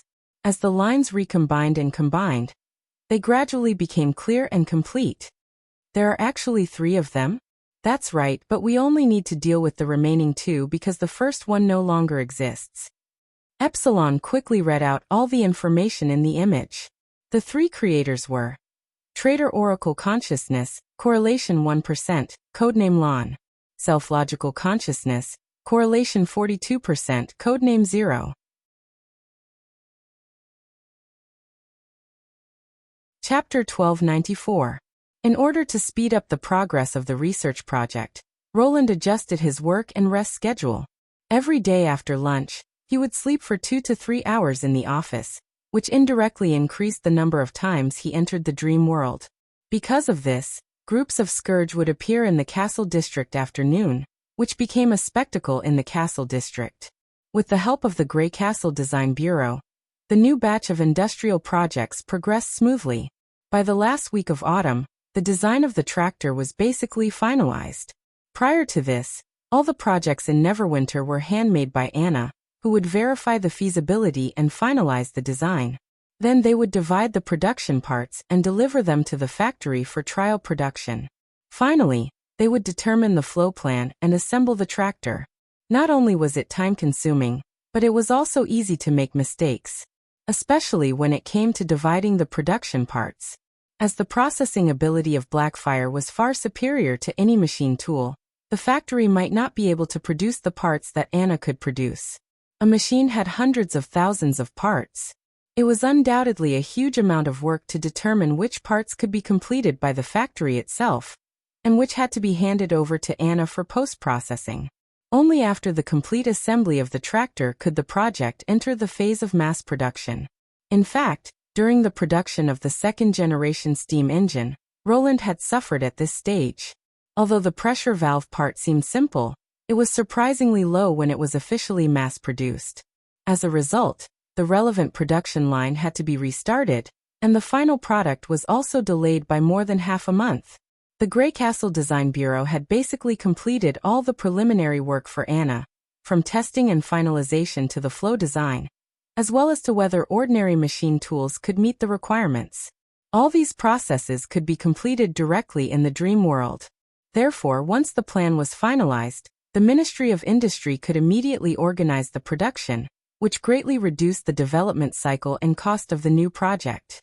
Roland named this agricultural machine, which he had high hopes for, Harvest. It would inherit the name of the 5 pairs of wheels, and plow the land of Grey Castle. Of course, Roland did not let Master Xia rest. The current Harvest was just a simple chassis. It would not be a problem to attach a plow to it as a tractor, but it was still a long way from the final form of the 5 pairs of wheels. He hoped to be able to achieve everything the army needed on this platform. As for the transmitter, Ching quickly recruited a few applicants. Some of them were fresh graduates, and some were amateur radio enthusiasts. However, when Roland saw the circuit diagrams, he felt dizzy. In the end, he ordered all of them to change the circuit diagrams to physical ones. Only then could he barely distinguish what was what. Even so, his learning in this area was abnormally slow. He could only forcibly memorize the sample and slowly ponder it with Anna. In addition to these two major projects, Neverwinter's other major preparedness projects had achieved results one after another. The first was the North-South Artery Plan. Horford Quinn had sent him a letter, saying that the Kingdom of Dawn had invested nearly 1,000 people to set up cement calcining plants in the two border cities. These factories can produce hundreds of tons of cement every day to meet the needs of hardening the road surface. Now the road from the Windward Ridge to the Sparkling River had basically been paved, and the second half of the road on the Cage Mountain had also been started. It was estimated that it would be completed in about half a month. Even with the help of Lotus and Molly, this speed of construction was enough to be regarded as excellent. Obviously, the Quinn family had put a lot of effort into this project. Moreover, the road from the turning point of the eastern region of the Redwater River to the city of Evernight had been completed, which meant that Neverwinter was only one step away from being able to project power from the land to the battlefield thousands of kilometers away. The second project was the supporting project of the North-South Artery Plan, the Hump Steam Truck. The first one had also been rolled off the assembly line and put into service. It had a classic flat-nosed cab, a front-mounted engine, a single front wheel and two rear wheels. Except for the slightly longer head, its appearance was almost similar to that of the modern trucks. It weighed about 10 tons and was designed to carry 6 tons. It could maintain a stable speed of 40 kilometers per hour on a flat concrete road and continuously drive for 300 kilometers. When necessary, the driver could also fill it with rainwater, well water, or even urine to increase its mileage. Of course, even without any replenishment, it was enough to travel between the city and the river. Unlike the armored train, each truck needed at least 2 drivers. In other words, even if Neverwinter could immediately produce a large number of trucks, there was still a huge shortage of drivers. Fortunately, they already had a prototype truck. Next, they just needed to set up a driving school and quickly train a group of qualified drivers. After all, there were no traffic laws in this era. As long as the truck could start, everything else was easy. The last project was the lead-acid battery. Although it was not eye-catching and the technical content was much lower than the previous projects, it was very useful. For example, the battery provided power for the headlights and tail lights of the truck, which was also the only electrical equipment on the hump. With the lights, the truck's driving time was instantly extended from day to night, which almost doubled the efficiency. It could also be used to start the biplane, which could save the ground crew a lot of effort. More importantly, if the engine stalled in the air, the pilot could directly try to start it again, which indirectly improved the safety. In short, with a large number of immigrants moving in, the industrial capacity of Neverwinter once again broke through the bottleneck and entered a period of rapid growth. However, Roland also knew that this increase was not entirely due to the increase in population. If it was still manual production, it would take several years to train a layman who knew nothing into a qualified worker, let alone a few months. But here, those experienced workers were only afraid that you wouldn't learn, but they were also not afraid that you wouldn't be able to learn, because promotions and salary increases were closely related to the apprentices under them. They would always look like they were hungry and thirsty, and they would teach everything they knew. Ordinary people only needed 1 or 2 weeks of hands-on instruction to understand the basic operation of a machine tool. Even if a newcomer did not know a word, he could imitate the steps and produce qualified parts. With the new productivity system, the promotion of universal education, and the emphasis on creation and research, the industrialization of the city would only get faster in the future. However, the news he received was not all good. According to Iron Axe's report, the First Army was under increasing pressure at the front line. With the spreading red mist, the demons could already reach the Cage Mountain area. Some people even said that they had seen devil beasts in the Kingdom of Dawn. When he was on the fertile plains, Roland already knew that the demons could attack from thousands of miles away. Although they could not mobilize many troops, even a small number of mad demons could cause considerable damage to the rear. And now, the scattered devil beasts were very likely to be sentinels who were scouting for routes for the surprise attack. If the First Army wanted to counteract this, They must have the same mobility.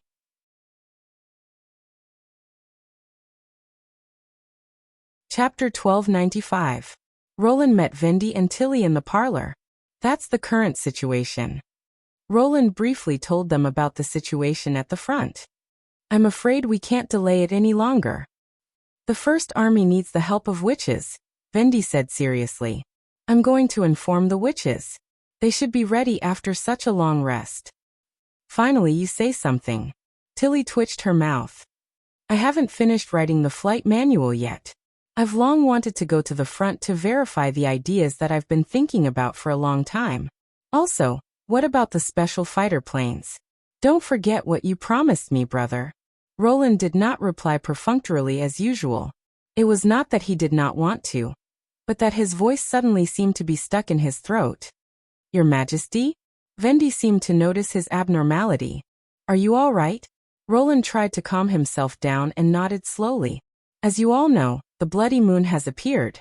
This will be the last war that mankind will face. But no one knows how long it will last. Maybe it will be a year, or maybe it will be 10 years. This time, we may not come back until the end of the war. If he found that he couldn't go on, no one could predict the final outcome of the Battle of Divine Will. Last time, Ashes was defeated on the fertile plains. This time, how many people could survive until the end of the war?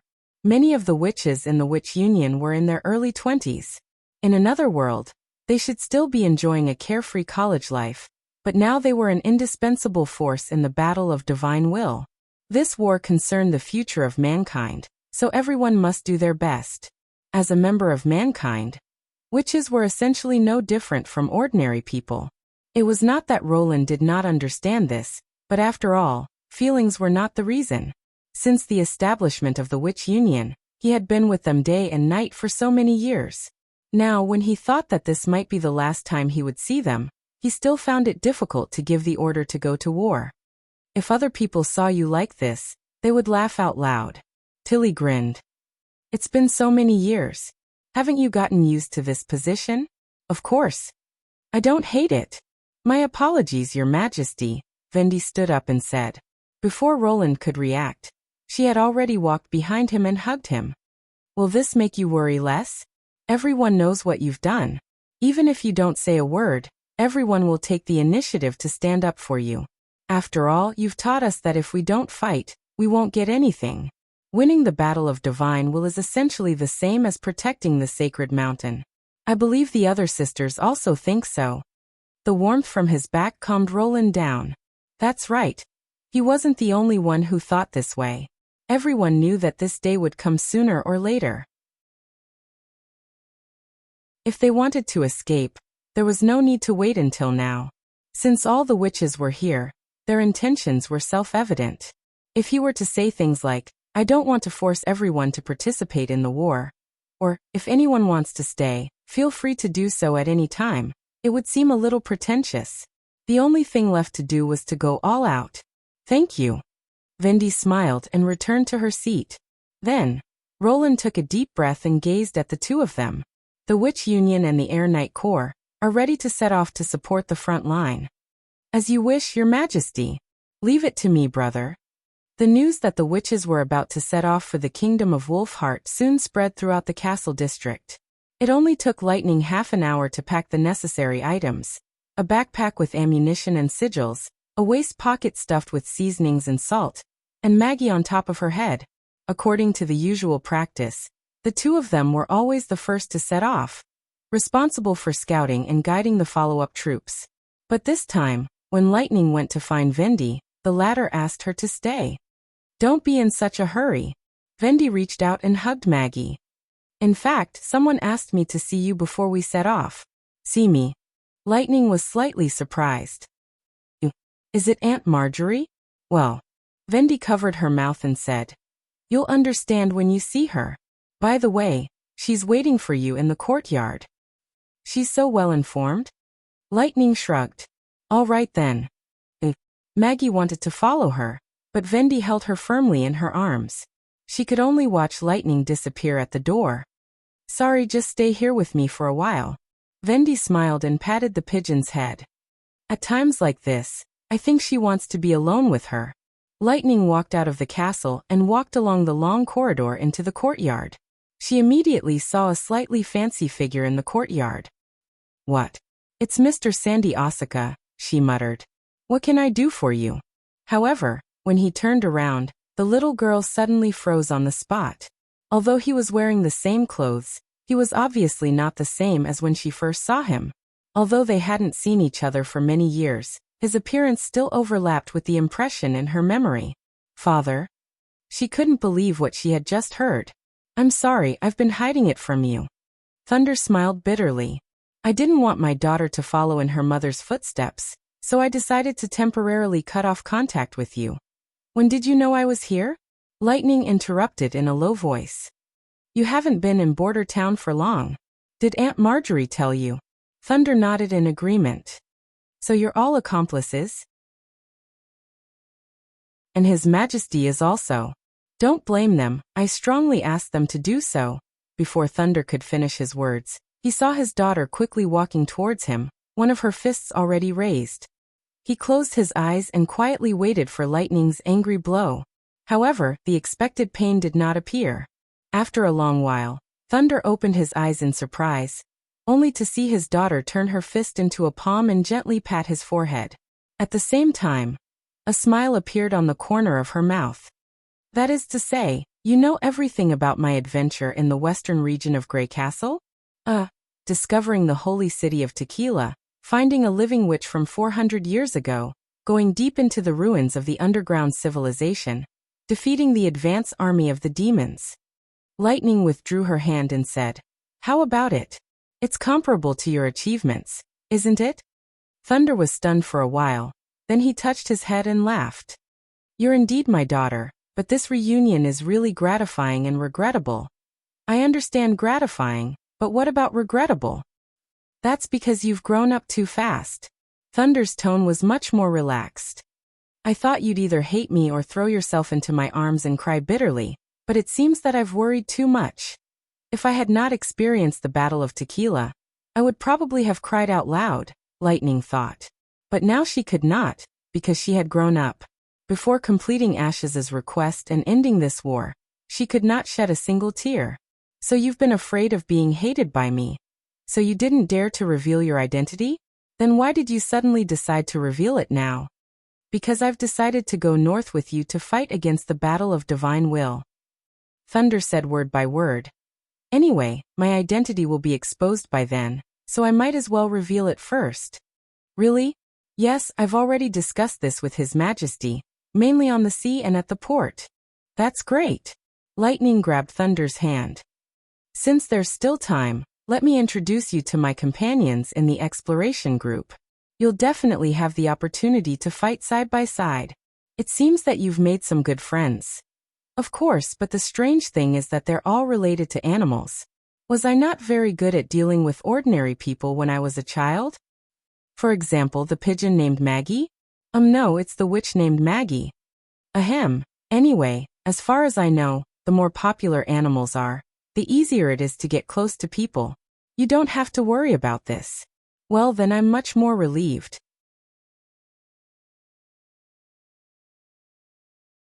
Chapter 1296. Farina, breakfast is ready. Joe walked to the bedroom with a plate of bread and a small piece of cheese and knocked on the door. In the 2 months since the appearance of the bloody moon, their lives had been very simple. He would prepare 3 meals every day, and then go to work in the administrative office.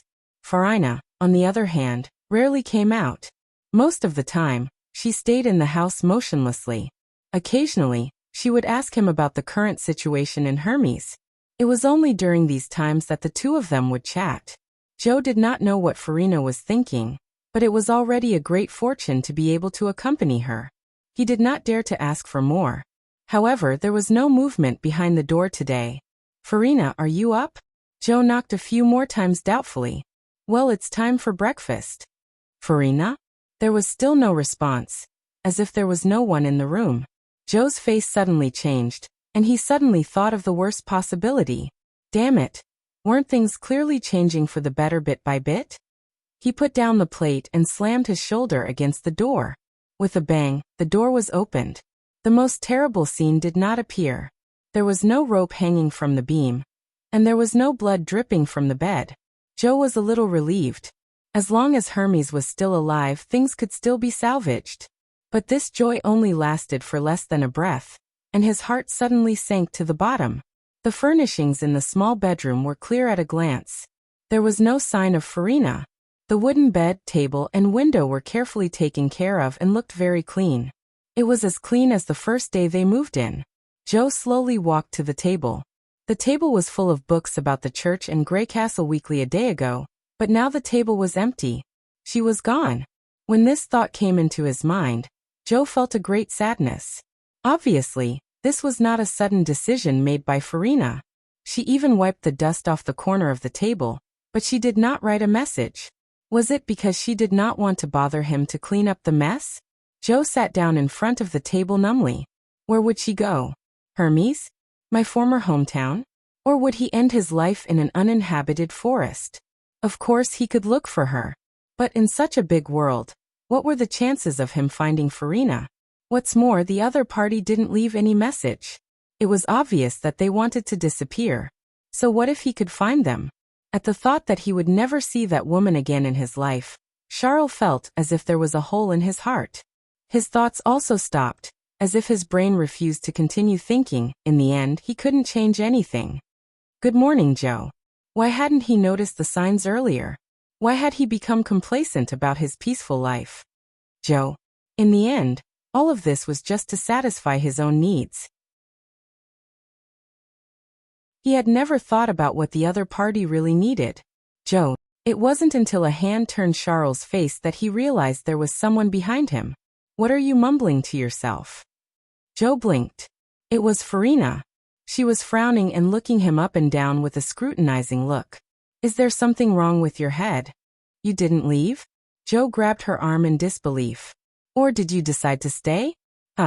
Farina's expression became even weirder, but she didn't shake off his hand. What do you mean? I just went to the administrative office. The two stared at each other for a while, and then Joe said awkwardly, Then, why did you go to the administrative office? To ask about the registration qualification. Farina's tone became serious.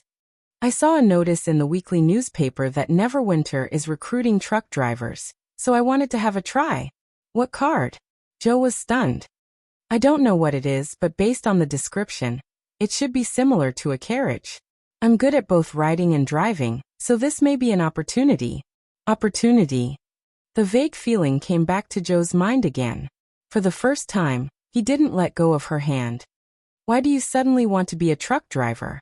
Farina was silent for a while before she said, After thinking about it for a while, I figured it out. First of all, the original intention of the church was to save the world from danger and lead mankind out of the darkness. This is not only the church's one-sided propaganda, but also Roland Wimbledon admitted it was not a lie.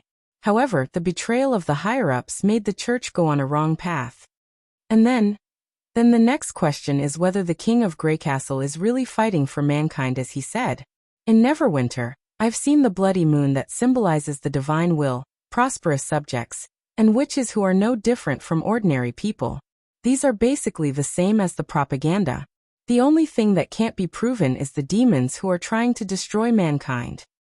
But Lord Tucker Thor did mention the existence of demons in his will, Joe murmured. Yes, but I haven't seen it with my own eyes. Roland's army is fighting with the demons from hell. Farina nodded. I don't want to make the same mistake again. I can only be sure if it's something I've seen with my own eyes. Do you want to go to the kingdom of Wolfheart? Joe's eyes widened. Yes, Farina said frankly. I'm from the church, so I can't pass the examination of the First Army. So I have to do something else.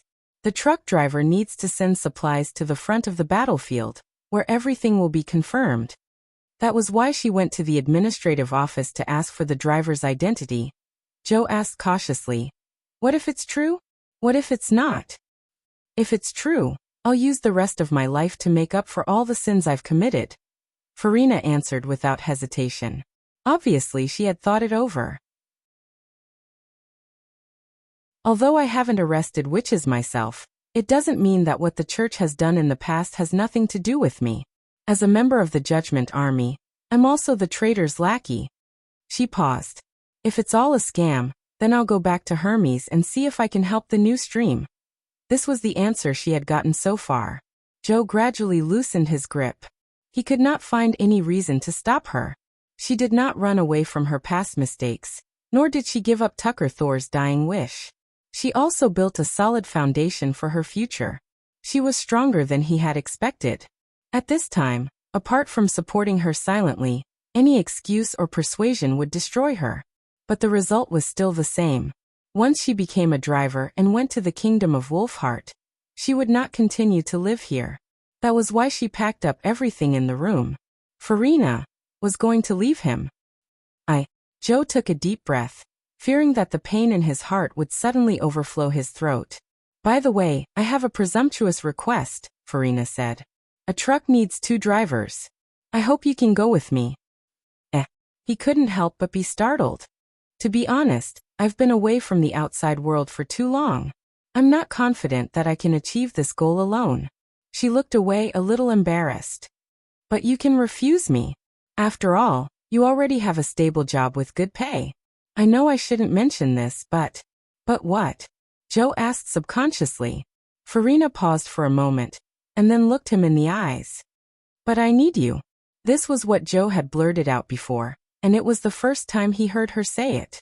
The one who was needed became the one who needed, and the one who needed was still the one who was needed. The blankness and emptiness disappeared, and the feeling of mutual enrichment instantly filled his chest. "Let's eat breakfast first. It's getting cold." Joe let out a long sigh. Hey! In fact, there was no need to ask him this question. They had survived the exile in the kingdom of Wolfheart, let alone driving a truck to the kingdom of Wolfheart.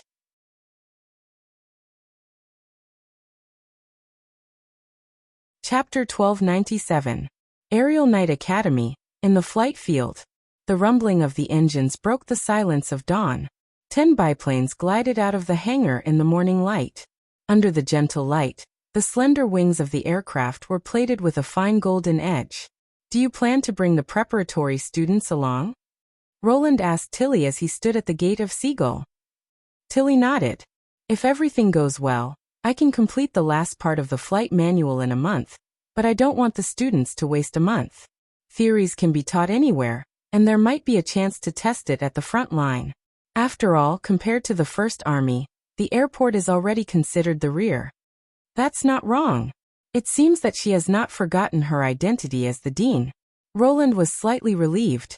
"Give the students more opportunities to learn. Don't hoard the plane all day. Teaching everyone is the main goal." Actually, what he wanted to say was, "Don't get carried away. There are still many opportunities for revenge. Don't be impatient." "Oh." Tilly glanced at him. "That's fine. As long as you give me the private plane, I promise I won't fight with the students for fire of heaven." Roland was speechless. Seeing that he was speechless, Tilly chuckled. She pushed the stray hair on her forehead behind her ear. "Don't worry, I know what you're thinking. Why don't we make a deal? A month later, I will bring out a team of aerial knight capable of combat, and you will build the private plane. Before that, I promise I won't fight the enemy head-on. How about that?" It's best not to fight head-on in the future. Even though Roland thought so, he also understood that the war could not always be smooth sailing. Only an army that could overcome adversity was qualified to win. So he finally nodded. "Be careful." "Of course, I'm still waiting for the day you bring back Ashes, brother." Tilly smiled. For a moment, her smile blended with the distant dawn, and was deeply imprinted in Roland's mind. "Your Majesty, it's time to take off," the guard reminded. "Then I'll be going." Tilly turned around and climbed up the ladder, entering the cabin door. Roland, on the other hand, kept looking back as he walked towards the exit of the track. Although he had already held a farewell banquet last night, he still felt a little reluctant. Through the porthole, he saw many witches waving goodbye to him. Vendi, Andrea, Sylvie, Echo, Leaf. Just like the previous expedition to Tequila, they would be heading to a new battlefield, but this time, the situation they would face would be more difficult, and the time would be longer. Everyone will come back safely, Nightingale said softly. I have a feeling. Roland nodded and did not reply. The runway has been cleared. We can take off at any time. Signal flags all green. Depart. As the ground crew guide waved his arm, Lightning was the first to take off, followed by Maggie, who had transformed into a devil beast. Without navigation, and since it was the first time they were going to an unfamiliar place, the two of them would be responsible for the orientation and positioning of the entire fleet. Roland also noticed that Thunder was smoking a pipe and waving goodbye to his daughter in the crowd, his face full of pride. Following closely behind was the Seagull. Compared to the noisy biplanes, the Seagull appeared to be particularly lithe and agile. The sound of farewell from the crowd also reached its peak. Whether it was the Witch Union or the sleeping spell, most people's hearts were tied to this plane. Blown by the wind of magic, the Seagull only skied for a short distance before it lifted off the runway and steadily climbed into the air. Finally, it was the aerial knight. The 10 biplanes were the entire air force of Neverwinter. 6 of them were trainers without any weapon systems. However, Roland knew that a new batch of airframes was being assembled in the factory. Given time, these artificial birds that could be mass-produced would definitely be able to deal a heavy blow to the demons and form a safe air defense barrier for the First Army. One by one, the fire of heaven swept across the runway and rose at the end of the wall, forming a column and disappearing into the skyline. In order to enable the aerial knight to participate in the battle quickly, Roland ordered the engineering team to build a landing field in Redwater City, the city of Evernight, as well as the neighboring city of Glow and Thorn Town.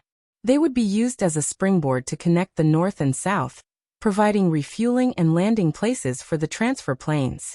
For the biplanes that had an empty weight of less than a ton, as long as it was a flat piece of land, it would be sufficient for takeoff and landing.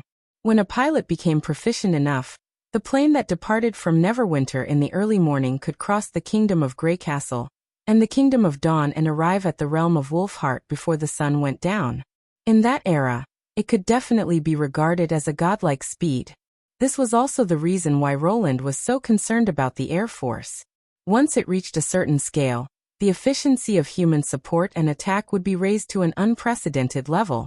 Of course, as the first long-distance flight in history, Tilly had left plenty of room for maneuver. According to her plan, the entire team would spend the night in the city of Evernight and head for the Cage Mountain the next morning. This way, even if there were any accidents, the entire flight could be completed during the day.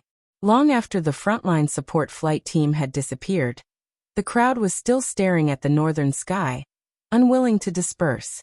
It was the same for Roland. He looked forward to this force opening up a new situation for the First Army. It actually flew up. Manfeld was dumbfounded as he stared at the huge objects disappearing into the clouds. He was extremely excited. Hey, what are you waiting for? It's almost our turn to board, someone shouted behind him. I am going. Manfeld shook his head hard to recover from the shock and turned around to run to the team. Even at this moment, his mind was still ringing with the roar of the iron birds when they flew past.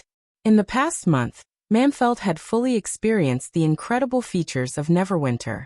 However, he was still thrilled to witness the whole process of Skyfire rising into the sky at such a close distance for the first time. But this time, other than pure shock, there were also some other emotions mixed in. For example, joy. He had fallen in love with this job almost at first sight. Just as Matt, the placement officer, had said, Manfeld had successfully passed the assessment conducted by the Personnel Department of the Administrative Office and obtained a Neverwinter resident identity card and a house of his own. It could be said that he had not encountered any obstacles in the early stage of integration and had a foothold in the new city in a short time.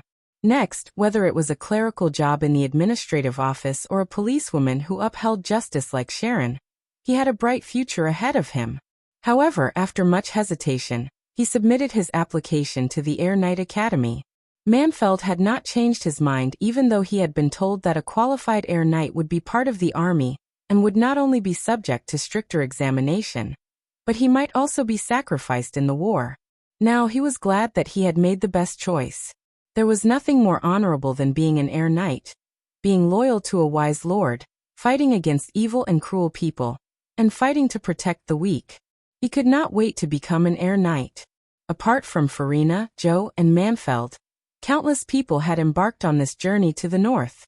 They came from different kingdoms and territories, but now they were moving forward with the same goal. Compared to the first and second battles of divine will, the human world had never been so close. Their fates were all connected by the battle of divine will.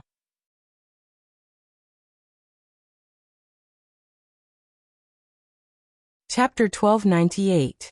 When she was tired, she would fall into the sea and sleep for a while. When she woke up, she would continue swimming. When she was thirsty, she would drink some rainwater. When she was hungry, she would catch 2 fish to eat. Joan did not know how long she had been doing this. At first, she tried to keep track of the time according to the changes of day and night. However, after a couple of mistakes, the error increased from days to weeks, and then to months. She did not know how long she had been swimming, but it had been at least half a year. Joan felt so wronged that she wanted to cry. In fact, she had cried many times, but her tears would soon melt into the sea and become part of it. She was so tired. So tired. She could not float on the sea while sleeping, because it would attract ospreys or other predators. Even if they could not eat her, a peck from them would still hurt her for days, not to mention the possibility of being seen by sea ghosts and monster ships. In fact, Joan had encountered enemies several times in the past half a year. She was scared out of her wits every time. Fortunately, she could always get rid of the enemies with her speed, although sometimes she would accidentally get 2 or 3 more wounds. The scales that His Majesty had praised were mostly damaged, and the exposed skin looked like strange white spots. Because she had been soaking in the water for a long time, some of the wounds were already rotting. What was worse, the parasites had taken her as their new host and settled down on her wounds. Every time they were pulled out, she would feel a piercing pain. Originally, this body was not considered beautiful, but now it looked even uglier. She missed the soft bed in Neverwinter and Vendi's arms. She missed the carefree life where she did not have to worry about her safety. Besides, although there were many edible fish in the sea, they could only be eaten raw. She used to eat this way, but now she could not get rid of the fishy taste in her mouth. She wanted to eat the chicken wings roasted by lightning. Joan would cry every time she thought about it, but she did not stop wagging her tail even though she could not stop her tears. But how long would it take for her to get back to the starting point? Her speed was faster than most fish. Even His Majesty's snow wind could not catch up. She estimated that she should have swum from Neverwinter to the Shadow Islands 5 times. Why was she still not able to see the end? What round world? His Majesty. Was he lying to her? If His Majesty really lied to her, if she had the chance to see him in the future, she must use her scales to scrape his face. However, he had to see it first. Joan took a deep breath and encouraged herself. Never give up. She wanted to return to everyone.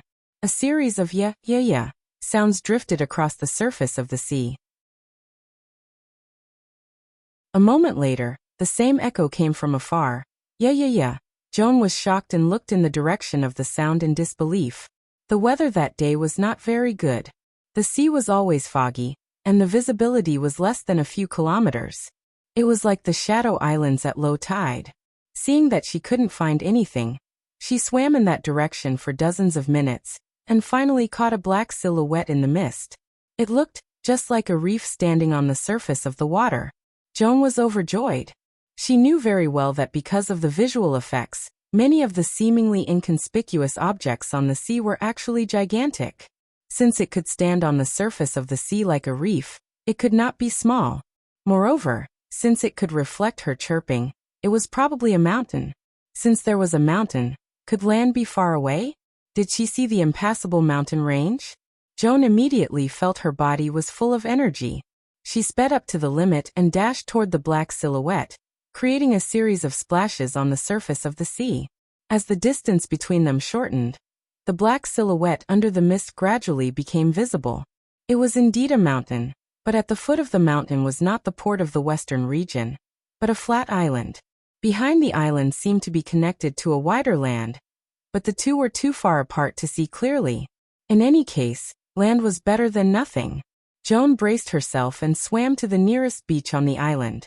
It was only when she went ashore that she noticed that this island was probably a bit larger than the largest burning fire archipelago in the fjords. Except for the lush, flat-topped mountain, there was almost no rise or fall, and it was as flat as a grassland. As a matter of fact, it was indeed a grassland. Compared with the barren islands in Joan's memory, this island was not affected by the salty sea breeze or the harsh weather conditions. The grass under her feet was just above her ankles, and she could see one or two blooming flowers from time to time. She could not imagine how there could be such a scene in a place where a tsunami could destroy all vegetation. Coupled with the mist surrounding the island, this place looked like a secluded fairyland. Joan turned her tail fin into her legs and slowly walked toward the center of the island. Gradually, more stone tablets appeared on the grass. She did not notice them at first, but after a while, she found that although the stone tablets were of different sizes, they were all arranged in an orderly manner. The closer she got to the center of the island, the more stone tablets she saw. At the end of the island, the stone tablets even formed a circle and gradually moved inwards, as if they were standing around something. She felt that she had seen such a scene somewhere before. Joan squatted down in front of a stone tablet and carefully looked at it. There were indeed chisel marks on it, but Joan could not tell whether it was a random pattern or some kind of meaningful text. To her surprise, these stones were obviously old, but there was not much dust on them, as if someone had been taking care of them. Could it be that someone lived on this island?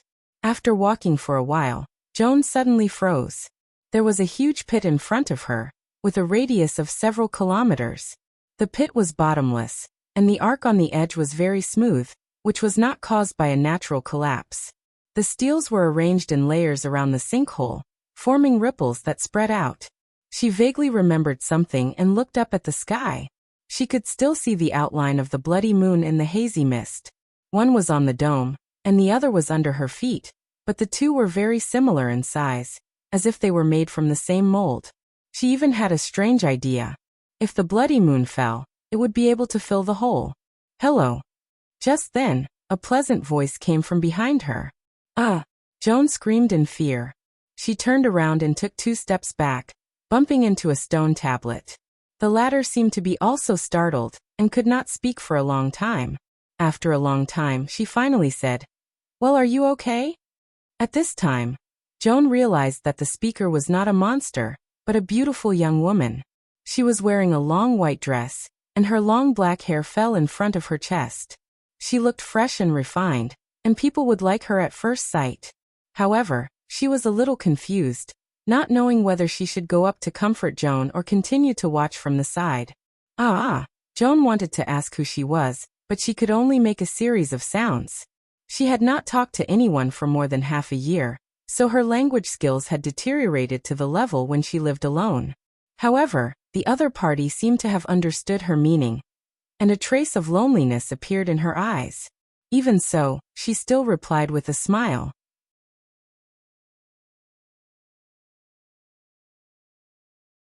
Chapter 1299. Joan was elated. She was the first person other than Maggie who could understand her mermaid language. Of course, Joan was not sure if Maggie could understand her. After all, Maggie's cooing was harder to understand, and she could only guess a few words. But, what is the guardian? She continued to ask. Are you guarding this big pit? Where am I? It's not a pit. It's a bridge. The guardian smiled. I've seen bridges before. They don't look like this. Joan cautiously walked to the edge of the pit and looked around. The wall was covered with thick mud and vines. She could not find a way down. Not everyone can cross this bridge. Only those with the key can go there, the guardian explained. You don't have the key, so you can't see it. So that's how it is. Joan suddenly understood. But why would the bridge builder do this? Wouldn't it be better to just let people go through the pit? Even if they didn't have the key, they could go around the side. The guardian smiled bitterly. Indeed. But I have to do this. I have to wait for the person with the key to come and open the bridge for him. Joan looked at her for a while and said, You're not chained. What? If you're not chained, Why don't you leave the island? Joan pointed to the other side of the mist. I saw a continent not far from there. It won't take long to swim there. Since you're not chained, I can take you with me. The guardian was a little surprised. Then she smiled and shook her head. Let's not talk about this. You're injured. Did something attack you? Although Joan did not understand why the guardian suddenly changed the topic, she still answered instinctively. I was scratched by a monster in the sea. Lie down next to me. I have some medicine here. I can bandage your wounds. The guardian waved at her. For some reason, Joan felt that the guardian was not a bad person even though it was their first time meeting. Joan did as she was told. The guardian took out a bottle of ointment from somewhere and applied it to her hands. Then she carefully applied it to Joan's wounds. A cool feeling immediately dispelled the pain and fatigue in his body, just like a cool breeze on a hot summer day. Comfortable, right? After applying the medicine, the guardian tore the corner of her skirt into strips and tied them to the place where the medicine was applied. By the way, where are you going next? Home, John murmured. I want to go back to my friends. Then you can't walk in the direction of the shadow. Although there's a continent there, it's not a place you should go. Do you know where Neverwinter is? She was overjoyed. It should probably be on the opposite side of the shadow, but it's also very dangerous to travel by land. You'd better swim along the coast. Really? I'm not lying. But you should rest for a while. I can feel that your body is almost overdrawn. Hearing this, Joan, who had been feeling pretty good, suddenly felt a wave of tiredness wash over her. It was as if all the fatigue she had accumulated over the past 6 months had exploded at this moment. By his side, she indeed experienced a sense of relaxation that she hadn't felt for a long time. Forget it, I'll just rest for a while. She slowly closed her eyes. The woman stroked Joan's hair and said softly, I'm not chained, but chains aren't the only thing that can trap people. Sometimes, words can be stronger than chains. I don't really understand. It's okay if you don't understand, because even I don't understand. The woman's voice seemed to come from far away. It was soft and peaceful, and Joan's consciousness began to blur. Maybe I can ask for you. I'm a little stupid, but there are people who are very smart, such as Miss Anna and His Majesty. Really? Then I'll have to trouble you. We'll meet again, right? Yes, if there's a chance. Joan fell into a deep sleep. When she woke up, she found that it was already dark outside. Oh no, how long did I sleep? She suddenly sat up, but did not get an answer from Miss Watcher. Joan looked around in panic, but there was no one around her. Not only that, but the stone tablets were also gone. Apart from the bottomless pit, there was only an empty grassland and a flat mountain, as if everything she had seen before was just an illusion. Was it all a dream? No, that's not right. Joan soon found that there was still a strip of bandage on her body, but the cool feeling that had seeped into her skin had disappeared. She hesitantly untied a strip of bandage, and did not find any traces of the ointment on her scales, but the wound was completely healed. While Joan was still in a daze, she suddenly heard a strange roar in the distance. Only then did she notice that the mist surrounding the island had completely disappeared, and the black shadow in the distance was completely revealed.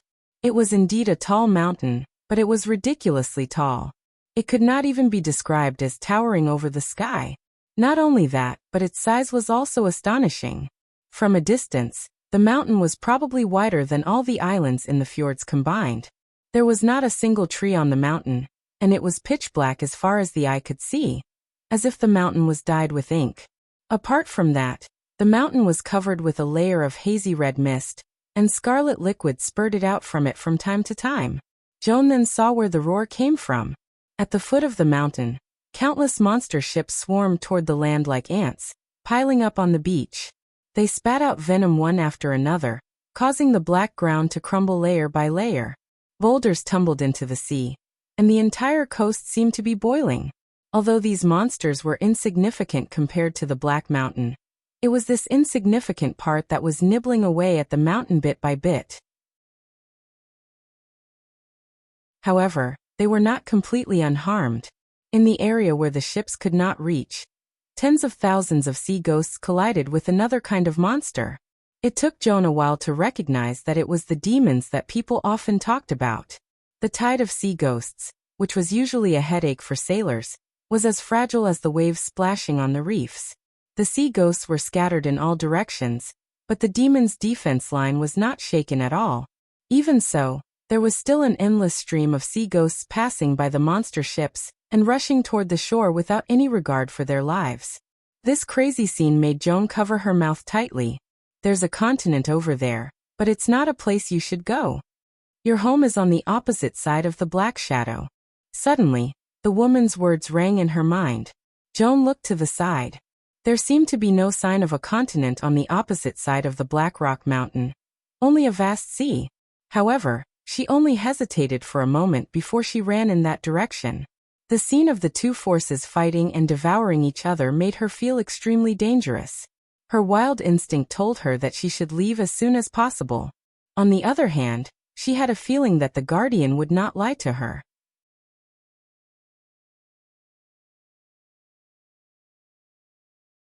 Chapter 1300. Father, is it really necessary for us to go this far? In an open space outside the city of Glow, Horn Quinn looked at the busy workers from afar and asked with slight dissatisfaction. In front of them was a rectangular, flat square with a length of about 1,000 meters and a width of only about half that. Since the construction team of Grey Castle entered the Kingdom of Dawn, the new method of measuring the length of a square had also spread among the nobles. Unlike the squares in the King's City, which were built with beautiful bricks, the surface of this square was completely paved with cement. It looked gray, neither colorful nor distinctive. If one had to point out an advantage, it would probably be that it was convenient to repair. It only took less than a week from plowing the ground to building. But even so, the workers involved in the construction were all from the Quinn family's own team, which showed how much importance they attached to it. Oh, Horford Quinn, the current King of Dawn, looked at him with interest and asked, "What do you mean?" "His Majesty Roland's instructions are too much," Horn said while counting on his fingers. "Building bridges and roads, and they're all big projects that can easily span dozens of miles. If you gather all the long-term workers in the family to do these things, what about the work in the territory? There are still several places in the castle that need to be repaired, and they haven't been started yet." Of course, these were not the only points that he was dissatisfied with. His father's request for the King of Grey Castle was too important. It could even be described as benefiting others at the expense of oneself. For example, if the family monopolized the alchemy products such as cement, which seemed to have a bright future, it would definitely bring them huge profits. However, just because His Majesty said in the letter, "Please be sure to increase the production as soon as possible," his father summoned the great nobles into the palace and publicly announced the formula. With the help of the major chambers of commerce under the nobles, several cement factories were indeed built in a short period of time, but the Quinn family's profits were undoubtedly reduced. When it came to the construction of roads, the situation was reversed. The great nobles all tried to refuse, so his father simply did it himself. From recruiting manpower to cooperating with the construction department of Grey Castle to complete the construction, the Quinn family was responsible for everything. This was by no means a small amount of money. Although the annexation of the Moya royal family's property had greatly increased the family's strength, the money was also spent as quickly as running water. Looking at the coins in the vault decreasing day by day, it was impossible for Horn not to feel heartache. The crux of the matter was that building a road was not the same as investing in a business. The golden dragon that was paid out in a business might be exchanged for more wealth, but what could a road from North River to Cage Mountain earn? It was not even in the territory controlled by the Quinn family. Even if it could promote the development of commerce, it would only benefit the lords at the borders. Judging from the current situation, His Majesty wanted to build more than just one or two things. This strange flat land that did not seem to be of any use was proof. If they continued to squander like this, sooner or later, the family would run into a predicament of being unable to make ends meet. In fact, he had already heard a lot of criticism from the internal branches of the family. What upset Horn the most was his father's attitude towards the people of Grey Castle. Not only did he personally inquire about every project, But he would also often summon the officials from the Ministry of Works to the palace to ask for their requests. It would be fine if they were nobles, but the problem was that Horn had clearly inquired about them. These officials were all commoners without any prominent family background. It was hard for him to accept that his father, as the king of a country, invited commoners to talk to him at the same table. And today, as soon as he heard that someone from Grey Castle was coming to the city of Glow, his father brought a large group of people to wait outside the city. This was simply unbelievable. As a ruler, receiving people in the castle was enough respect. How could the royal family do this? Horn suspected that his adoptive father was redeeming himself to Andrea. After all these changes started after Horford said goodbye to his daughter. What can I do? Horford shrugged. Others are not willing to help, but I can't just let them do it, can I? You've seen the power of Grey Castle. Do you think I can sit on this throne without the support of the Wimbledon family? No, father.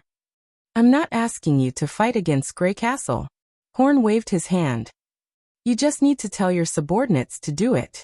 Roland Wimbledon can't find any fault with that. And the required funds can be negotiated with the local lord. A deal is a compromise. The more impatient a businessman is, the more likely he will lose. This is what you taught me. Unfortunately, the battle of divine will is not a deal. That's true, but... Horn bit his lip and finally plucked up his courage to say, but looking at you now, some people don't think you're the King of Dawn, but a subject of His Majesty Roland Wimbledon. He thought that his father would fly into a rage, but the latter only stared at him for a while, and then smiled lightly. Let me ask you, why is there a saying that there are 4 kingdoms in this continent, and not 5 or 3? Horn was caught off guard by the sudden change of topic. Because these 4 are the strongest families? More accurately, within their respective territories, Horford replied. The power of a family will weaken with distance. The so-called border is the critical point where the power of both sides reaches a balance. But now this critical point no longer exists. As long as Roland Wimbledon is willing, he can completely take over all the territories of the 4 kingdoms. Since that's the case, what's wrong with me being his vassal? Horn retorted subconsciously. Father, no matter how good the army of Grey Castle is, he can't control such a large territory. Don't you think you're exaggerating his abilities? You haven't realized the changes in Grey Castle, son. Horford let out a long sigh. Roland might not have in the past, but now, distance is no longer an obstacle to his rule. Of course, you don't have a deep understanding of everything he has done, so naturally, it's hard to imagine how far he has gone. How? How do you know? Horford smiled. Andrea replied to my letter. This caused Horn's heart to sink. Just as he was about to persuade his father again, a sudden cry of surprise came from afar. Then there was a dull buzzing sound. Horn looked in the direction of the sound, and was slightly stunned. He saw a string of neat black shadows on the horizon. They formed a horizontal line and flew along the skyline toward the city of Glow. Are those migrating birds? But after a moment, this idea was rejected. The size of the black dots quickly grew to a size far larger than any bird in the world, and it was still expanding. Horn's eyes gradually widened. It looked like some kind of man-made object.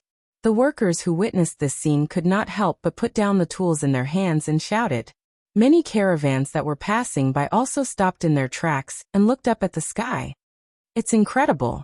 He really did it. Horford raised the corner of his mouth. The person I want to pick up is here. Hearing this, Horn was dumbfounded. Could it be that these square-shaped birds were vehicles created by the Grey Castle people?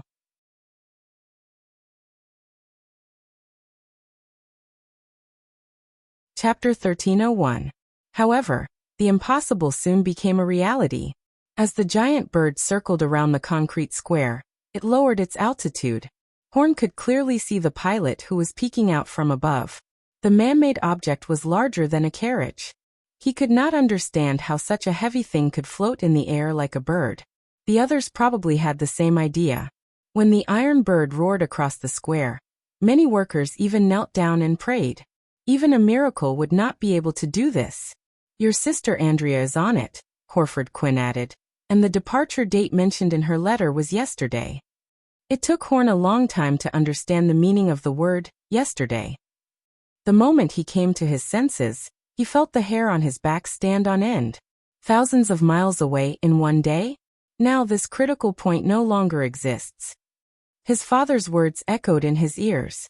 It was not until now that he realized how ridiculous his previous thoughts were. The man-made iron birds glided to the ground one by one. When Andrea stepped out of the cockpit, Horford could not wait to greet her. A welcome banquet specially prepared for the witches of Grey Castle was held in the castle palace. Although no nobles were informed to attend, the news of the guests descending from the sky quickly spread throughout the city of Glow. There were too many people who noticed this extraordinary scene. After lunch, Horford finally found a chance to be alone with his daughter. To his relief, at least this time, she was willing to call him father. "Are you leaving in the afternoon?" Horford asked with a hint of reluctance. "Before sunset, we must reach the border of the Cage Mountain and meet with the First Army." Andrea nodded. "If it weren't for the fact that this is our first cross-border flight, the Seagull would have arrived in one day. In that case, we wouldn't even have time to have a meal." Crossing two kingdoms in one day. Even though he had already learned about this incredible means of transportation from his daughter's previous letters, these words still shocked him. Although he had previously scolded Horn for not recognizing the changes in Grey Castle, in fact, he was not much better off. After sighing inwardly, Horford touched his chin and said, "You actually made such a big noise on purpose, didn't you?" Andrea finally revealed a trace of a smile. "You can tell." "I don't think the plane needs to hover for so long to land," Horford said helplessly. "I'm afraid the people in South City will hear its roar. Of course, this is a good reminder for those nobles who have been restless recently. This is only one of the considerations. The other is to appease the people." She shrugged. "I heard that traces of devil beasts have also been found in the Kingdom of Dawn. If we can let the residents know that Grey Castle's army also has the ability to fly, the panic won't spread so easily. It's indeed a way to kill two birds with one stone." Did the Pearl of the Northern region come up with this? No, it's Princess Tilly. When Horford mentioned the name of the princess of the Wimbledon family, he noticed that there was a look of pride in his daughter's eyes, as if she felt honored. It seemed that she had made some good friends in Neverwinter, Horford thought. He nodded and changed the topic. "By the way, have you really never thought about inheriting my position? Why are you talking about this again?" Andrea raised her eyebrows. "Didn't I say that I'm not interested in the throne of the Kingdom of Dawn? Aren't you satisfied with Horn? He's a qualified noble and talented in business. If it's just the title of Earl, I don't think it's a problem." Horford shook his head. "But the problem is that Horn, like the other nobles, values profits too much. Many people in the family can't understand what I'm doing. They don't understand that I'm doing this to better consolidate the family's position. Ever since he became the King of Dawn, the mentality of the Quinn family had more or less changed, and his adopted son was no exception. In the past, Horn would never have dared to say in front of him, 'You're not like the King of Dawn, but more like a subject of His Majesty Roland Wimbledon.' Either someone was encouraging him behind the scenes, or he already saw himself as the next king. The word His Majesty was indeed charming, but there were risks behind power. He did not want Horn to follow in Appin's footsteps. Moreover, there was one thing that he did not mention, which was that it would be difficult for Horn to convince the other two families with his identity. In fact, the Luashi family and the Tokat family were willing to support him largely because the two heirs were willing to serve Andrea. "That's something you need to solve," Andrea said firmly. "If you're not willing to succeed me, then I'll have to split the throne and share it with the other two families," Horford said, pretending to be regretful. "Are you willing to do that?" "Of course," he said half-jokingly. "It'll save me a lot of trouble. After the war, maybe I can move to Neverwinter to accompany you and enjoy my old age." He was not joking. If Roland Wimbledon could win the Battle of Divine Will, would he still maintain the Four Kingdoms? Horford did not think so. The Quinn family had come this far only because of the coincidences of the war. If it were Andrea on the throne, Roland might not have done anything, but it was hard to say if it were someone else. As he had said before, the distance that was used to maintain the balance had been broken. Andrea stared at him for a long time and did not respond, but Horford could feel that his daughter's eyes were a little softer than before. After a while she said, "Time's up. I should go. Remember to take care of yourself." Horford resisted the urge to reach out and touch his daughter's head. "I'll go to the front line to see you when I have time." "You too." Andrea turned and left the study. Horford took a deep breath, leaned back in his chair, and closed his eyes. He did not forget the decision he had made a year ago. In order to make up for his past mistakes, he was willing to spend the rest of his life. 4 hours later, the flying team safely landed in Thorntown at the foot of the Cage Mountain. In less than 2 days, they had traveled to 4 cities and crossed more than 1,000 kilometers. This unprecedented frontline support operation was destined to go down in history. Iron Axe, Brian, Edith, and the others were already waiting for them at the airport. After a simple handover, the witches were invited to the battle command at the top of the mountain. From the solemn look of the general staff, it could be seen that the current situation of the First Army was not optimistic.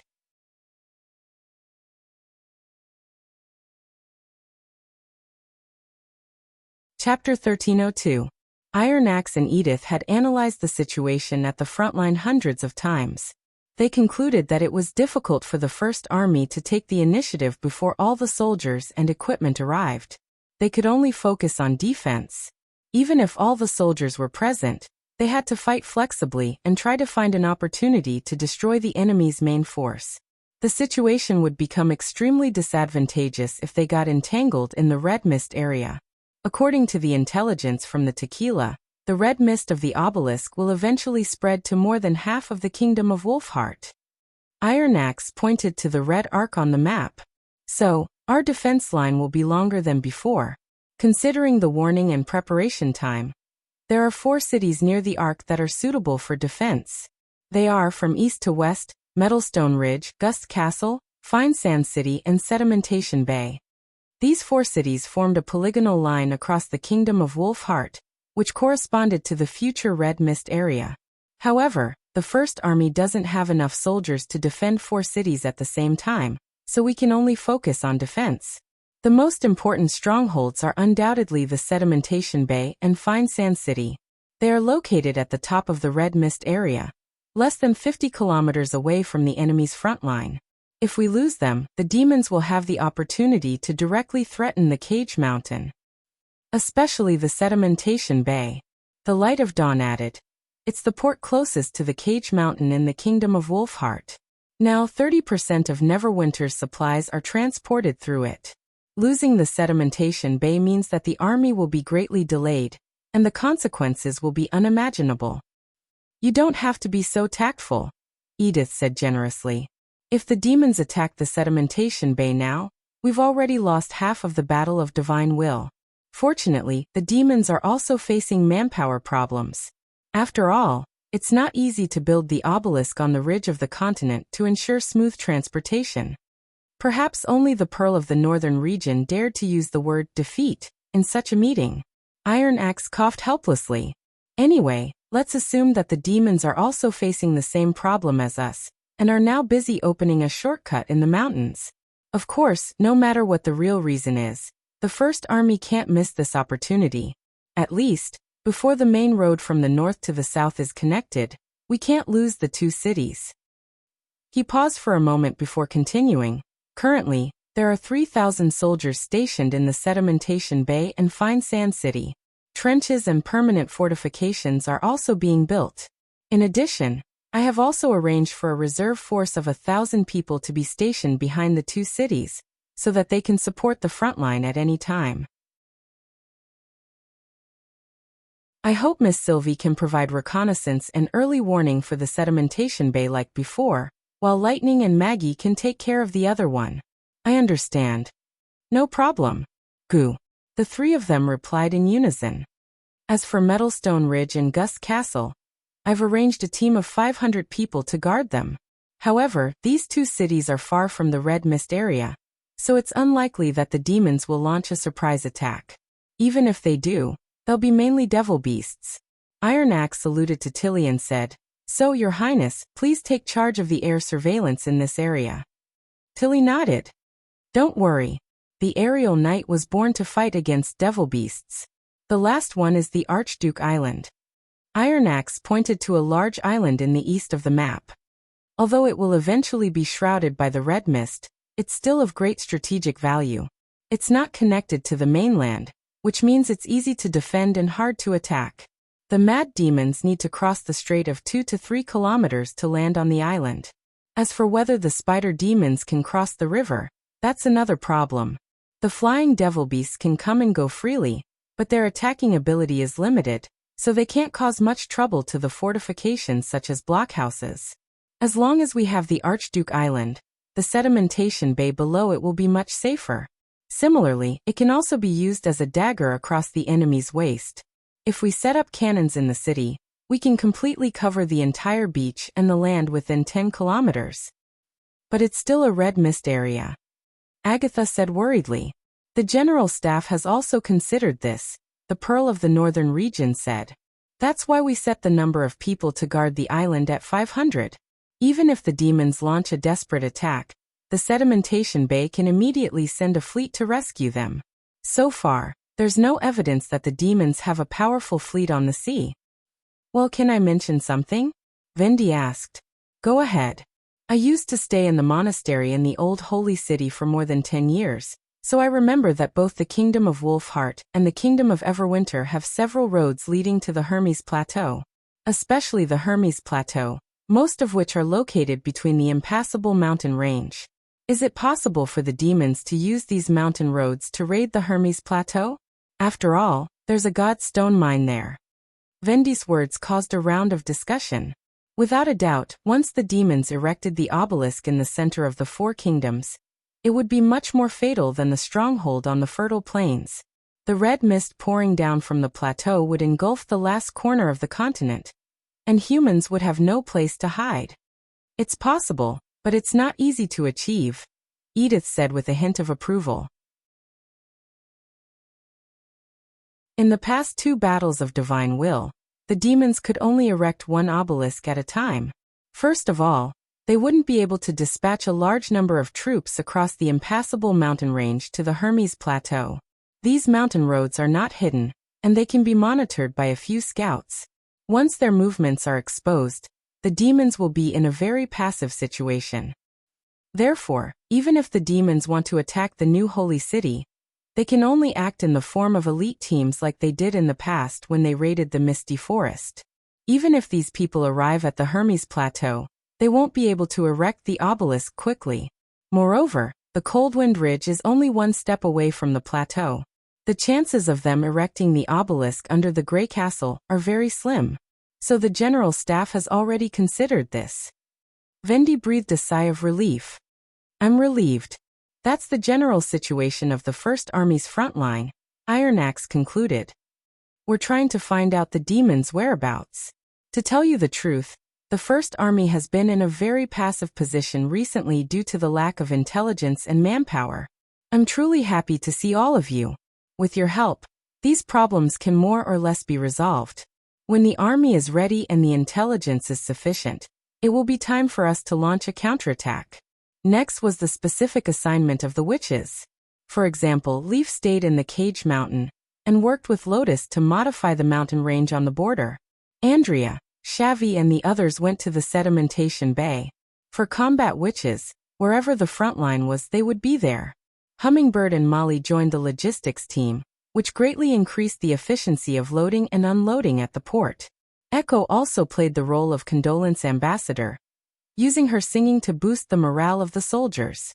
Amidst the busy and intense preparations, Autumn finished her last journey. On the first day of winter, the sun did not rise as usual, and there were scattered snowflakes in the sky.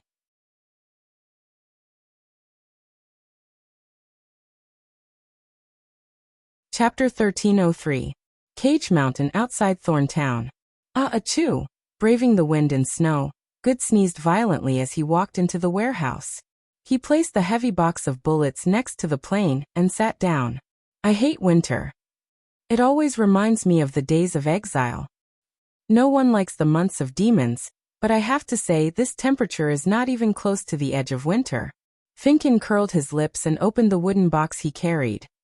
You should be glad that we're not far from the sea, so the effects of the months of demons are not that obvious. Before His Majesty became the Lord of the Western region, we didn't know if we would live to see tomorrow. Not to mention exile.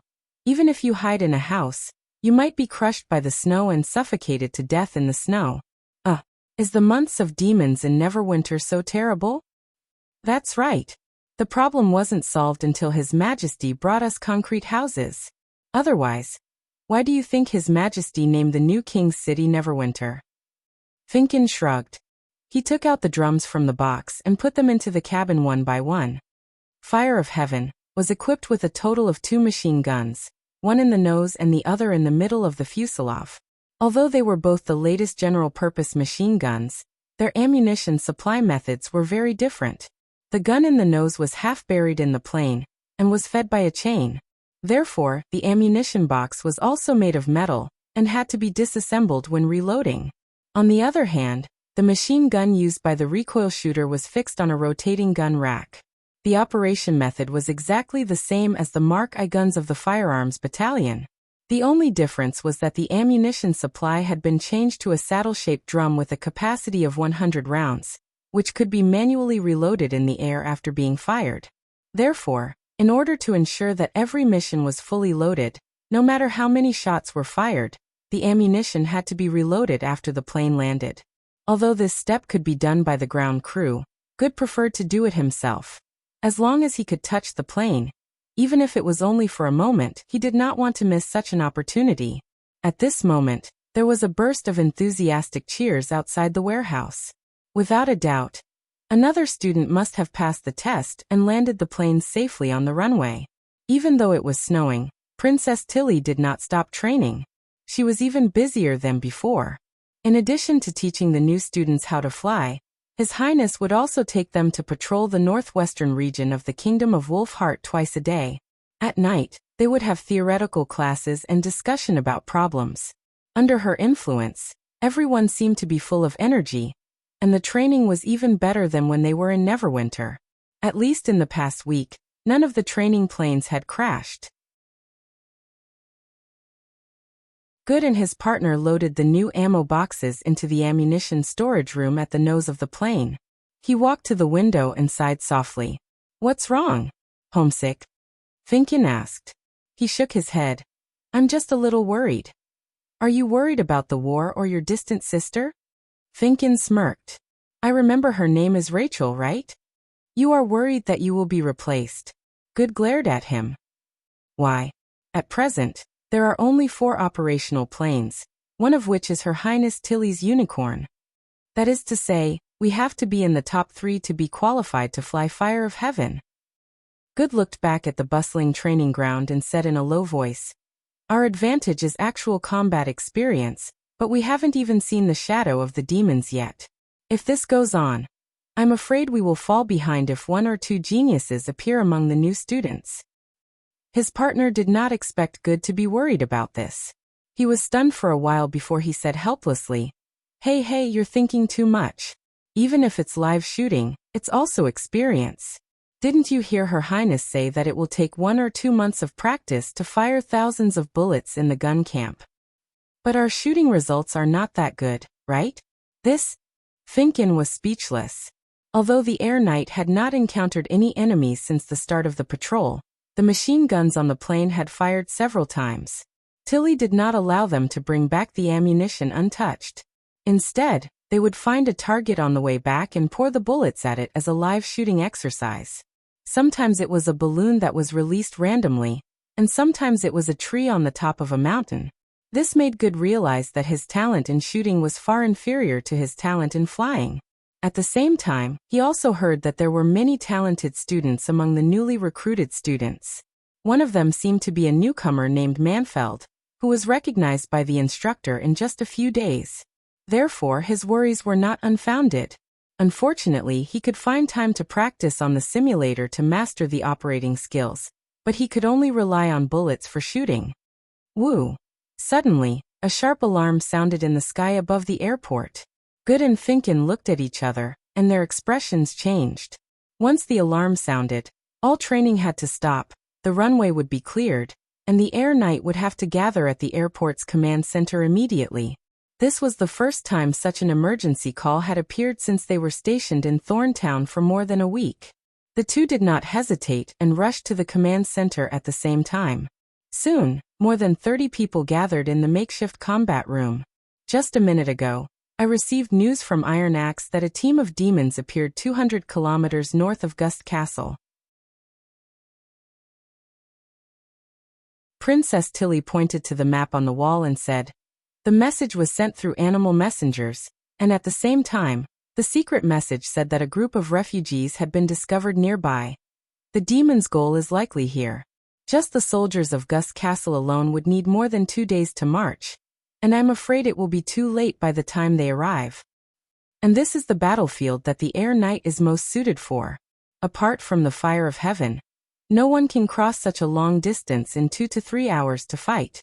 Even the enemy will not be able to imagine that the sky will one day no longer be the domain of the demons. Now listen to my orders, Air Knight team, set off immediately." "Yes, Your Highness," everyone replied in unison. Good could not help but clench his fists. He had finally waited for a chance for actual combat. When he returned to the warehouse, the ground crew had already completed the preparations for takeoff.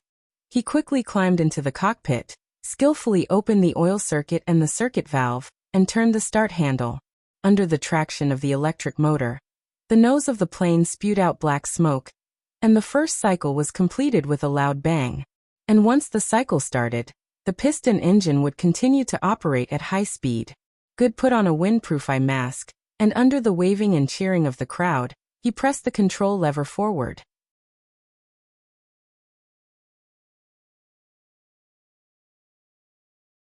Chapter 1304. Flying in winter was definitely not an easy task. Even though the aerial knight was equipped with a wolf fur hat, fur scarf, and windproof eye mask, the exposed skin on their faces could still feel the bone-chilling cold from time to time. After all, the windshield of the fire of heaven was directly in front, and when the wind changed or the plane made a maneuver, the cold wind would carry snowflakes into the cockpit from all directions.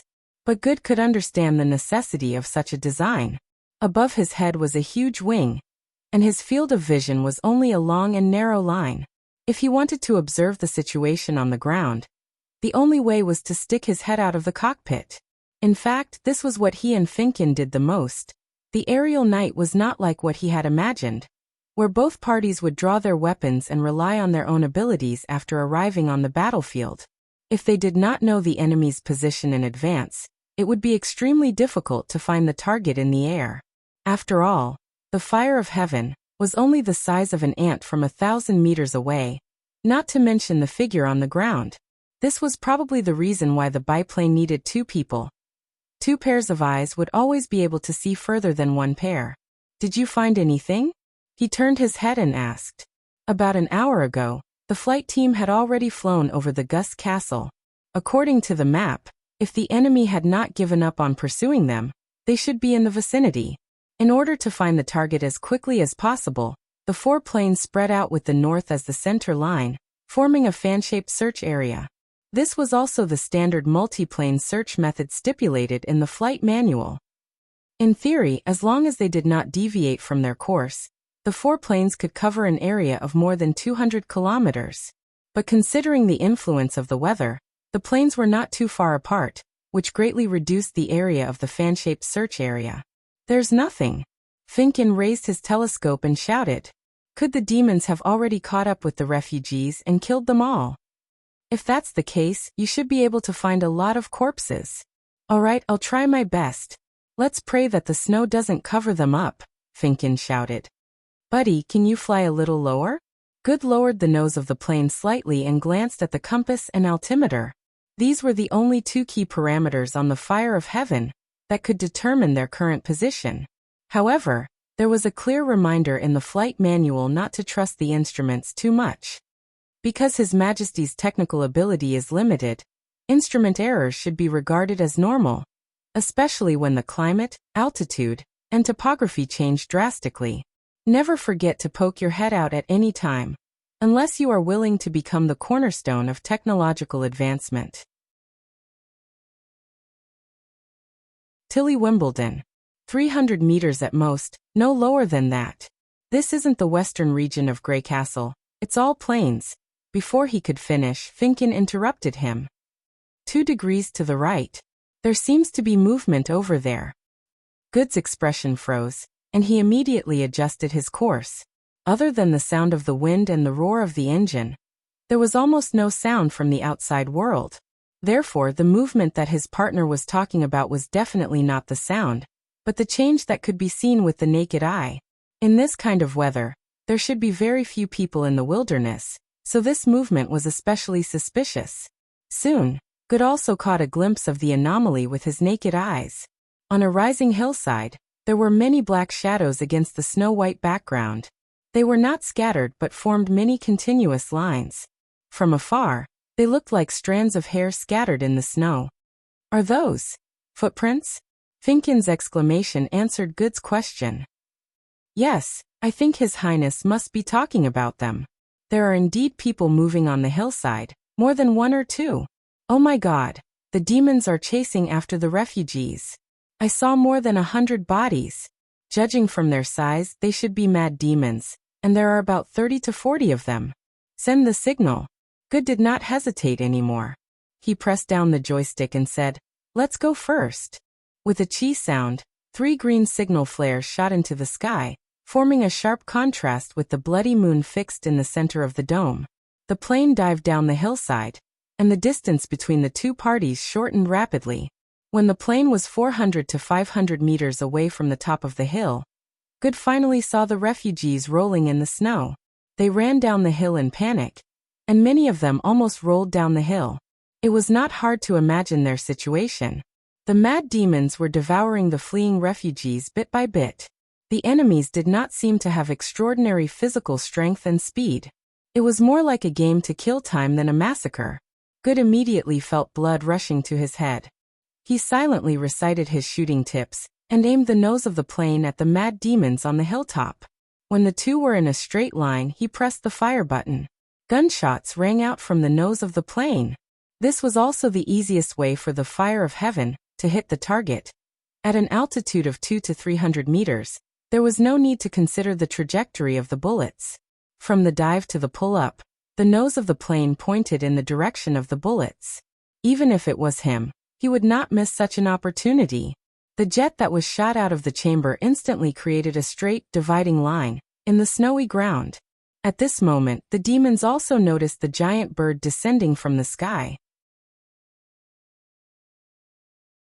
They shrieked as they pulled out their bone spears and threw them at the fire of heaven. They had no intention of dodging. At this moment, the dividing line rushed into the group of demons without any obstruction, and what it divided was life and death. The whizzing metal bullets easily pierced through the bodies of the mad demons, and the snow pillars were immediately dyed blue. The demons that were hit in the chest could see a sudden burst of red mist on their backs. Those that were hit in the arms and legs were directly severed. For a moment, severed limbs and minced meat flew in all directions along with the snowflakes, and the momentum of the enemy's pursuit was also slowed. After a round of shooting, the demons' bone spears finally arrived. Unfortunately, at this height, the enemy's spear attacks could not pose any threat to the fire of heaven. Even if they could fly up, the spears would lose all strength and speed. It was almost impossible for them to hit the high-speed biplane. But the fire of heaven was far from finished. When Good pulled up the nose of the plane again, it was time for the backseat shooter to make his move. Finkin fired randomly at the top of the mountain, but compared to his dove shots, he could only rely on his experience to finish off his opponents. At this moment, the demons seemed to realize that the strange bird in the sky was not a hybrid demonic beast or some other monster, but a human weapon of war. But this knowledge did not bring about any change in their situation. Hiding and fighting back were meaningless in front of the lofty fire of heaven, and even their hopes of escaping had become extremely slim. In the past battle of divine will, the human cavalry had felt despair in the face of the faster and higher devil beasts. Now the mad demons felt the same, or perhaps even more so. After a moment, Good accumulated enough potential energy and once again swooped down towards the demon squad. The other 2 squads of companions also appeared on the skyline. Under the pincer attack from many sides, the demons began to turn around and flee frantically.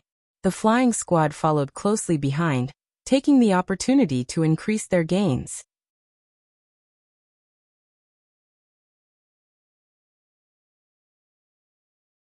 Chapter 1305. White thought he was done for when the gray bird came whistling down the hill. The only thought left in his mind was that he would not have come so far to save people if he had known this would happen. It was all the fault of those damned sailors. If they were not jealous of the income of a coachman and joined the transport army, he would not have taken the risk to enter the inland of the kingdom of Wolfheart. He just wanted to earn more silver royals in the fierce competition. He did not expect to encounter a real demon on his 3rd trip. Besides, it was not enough to deal with the demons. As long as he could outrun the other migrants, he might be able to survive. However, the appearance of the strange bird in the sky had destroyed his last hope. 2 legs could not outrun a pair of wings, not to mention he only had 1. God! White held his head with his hands and knelt on the ground. Since I'm your devout believer, please let me go to the holy kingdom that you built after my death. It's best if there's an endless supply of gold royals. However, the strange bird did not tear him into pieces. Instead, it made a series of very familiar sounds. He had heard a similar neigh in the sedimentation bay. When the weapons of Grey Castle opened fire, the continuous whistling would resound throughout the battlefield.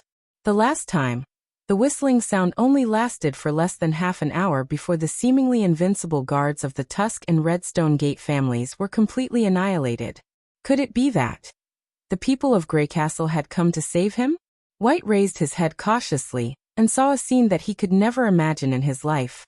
A silver whip of light burst out from the head of the strange bird. The whip seemed to have its own consciousness as it went back and forth among the demons behind it. Wherever it pointed, the snowy ground seemed to boil, and the demons fell in response. It was as if the flickering light contained boundless power. Such a marvelous scene left him dumbfounded. But what made Warda even more excited was that the demons were obviously stunned by this sudden turn of events. Not only did they stop chasing, but they also showed signs of dispersing after their counterattack failed. Mr. White, what was that? Some refugees around him asked in a trembling voice. He subconsciously wanted to shake his head, but a thought suddenly flashed through his mind. White pinched his thigh hard and forced himself to stand up. He opened his hands to the frightened refugees and shouted in an off-key tone, "Don't be afraid. This is the Grey Castle escort army that I mentioned before. I was the one who summoned them." "People from Grey Castle?" the refugees asked in disbelief. "From the sky? That's right. You mean we're saved?" "That's the case for now. However, this kind of escort isn't free. In fact, it's quite expensive. My savings are limited and I don't know when they will leave." Before White could finish his words, he was interrupted by the excited crowd. "Don't let them go. I'm willing to pay double the toll. I'll add 2 silver royals. As long as I can reach the sedimentation bay safely, I will give you this golden ring. And me." In the face of life and death, fear caused them to explode with astonishing mobility. The crowd that was so hopeless that they couldn't move a moment ago surged again. "I'll tell the people from Grey Castle. Now come with me. My legs aren't very good. Can someone carry me?" "Let me do it." Soon, a tall man carried him on his back. In this way, he did not have to worry about being left behind during the escape. If everything went well, he might even be able to get the broken carriage back. As for deceiving the refugees, the most important thing now was to help them get out of danger. Don't panic. Keep your eyes open and pay attention to the footprints left by others. Don't roll down the hill. White instructed the man to run down the hill. Good chased after the demon and fired at it for a while before he noticed that something was wrong. The flying team seemed to be short of a plane. Although the enemies were defenseless, it wasn't easy for them to annihilate the 30 to 40 demons. Apart from the weather, their firepower was too sparse, and it wasn't even as concentrated as when they were shooting live targets. He pulled up the plane and counted silently. He broke out in a cold sweat. Of the 4 planes, only Princess Royal's unicorn was missing. Apart from carrying only one person, her plane was basically the same as the fire of heaven. It was not surprising that she had been neglected during the snowstorm. But now was not the time to reason. She was His Majesty's sister. If anything happened to her, they would have to bear the consequences. Before Good could inform Finkin, 3 green light spots appeared in the northern sky. That was the signal of the enemy. But weren't the enemy here? Good's heart suddenly tightened. He immediately abandoned the half-dead targets and rushed toward the signal flare. Hey, wait, where are you going? You'll be court-martialed if you desert. Finkin, who was shooting wildly, was still in a daze. Don't be silly, Good said anxiously. Didn't you notice that Her Highness didn't follow us? Finkin turned around and gasped in shock. Obviously, he had also seen the 3 light spots slowly descending. Fortunately, they had considered the inconvenience of communication during the search, so the planes were not far apart. In less than a quarter of an hour, Good arrived at the location of the signal flare. He then breathed a sigh of relief. Not far away, the biplane that was diving and strafing the ground was the Unicorn. Her Highness was attacking a group of demons hiding in the low woods. Judging from the number of demons, they were probably more than the troops chasing after the refugees. Why were there 2 demon troops in this area? Why was the one chasing after the refugees had fewer people? Good was puzzled for a moment. But before he had time to think, Finkin, who was sitting in the back seat, shouted excitedly, "There are more enemies here. Hurry up and follow Her Highness. I can't wait to pull the trigger." The other 2 Fire of Heaven also followed. Well, Good put this doubt to the back of his mind. After all, the mad demons could not fight back. The previous enemy troop had completely lost the ability to fight, so they might be able to win more battles with this one. However, as soon as this thought came to his mind, a group of devil beasts flew out of the woods. They howled and soared into the sky, pouncing on the Unicorn from all directions. Although it was the first time that Good had seen the imaginary enemies of the aerial knight, he could still see the images of these monsters in the picture book at first glance. Good instantly felt the blood in his body freeze. There were at least a dozen devil beasts. The distance between the 2 sides was only 400 or 500 meters. It was impossible to abandon Her Highness, so how could they win? Countless ideas rushed into his mind, but they were rejected one by one. It felt like a long time, but also like a short moment. Before he could find the best answer, Tilly reacted first. The Unicorn abruptly pulled up, turned around and flew directly to the east. At the same time, a red signal flare was fired, illuminating everyone's eyes. That was the signal to retreat. Good then stepped on the gas pedal to the maximum and followed the Unicorn, speeding to the east. The biplane's advantage in speed was evident at this moment.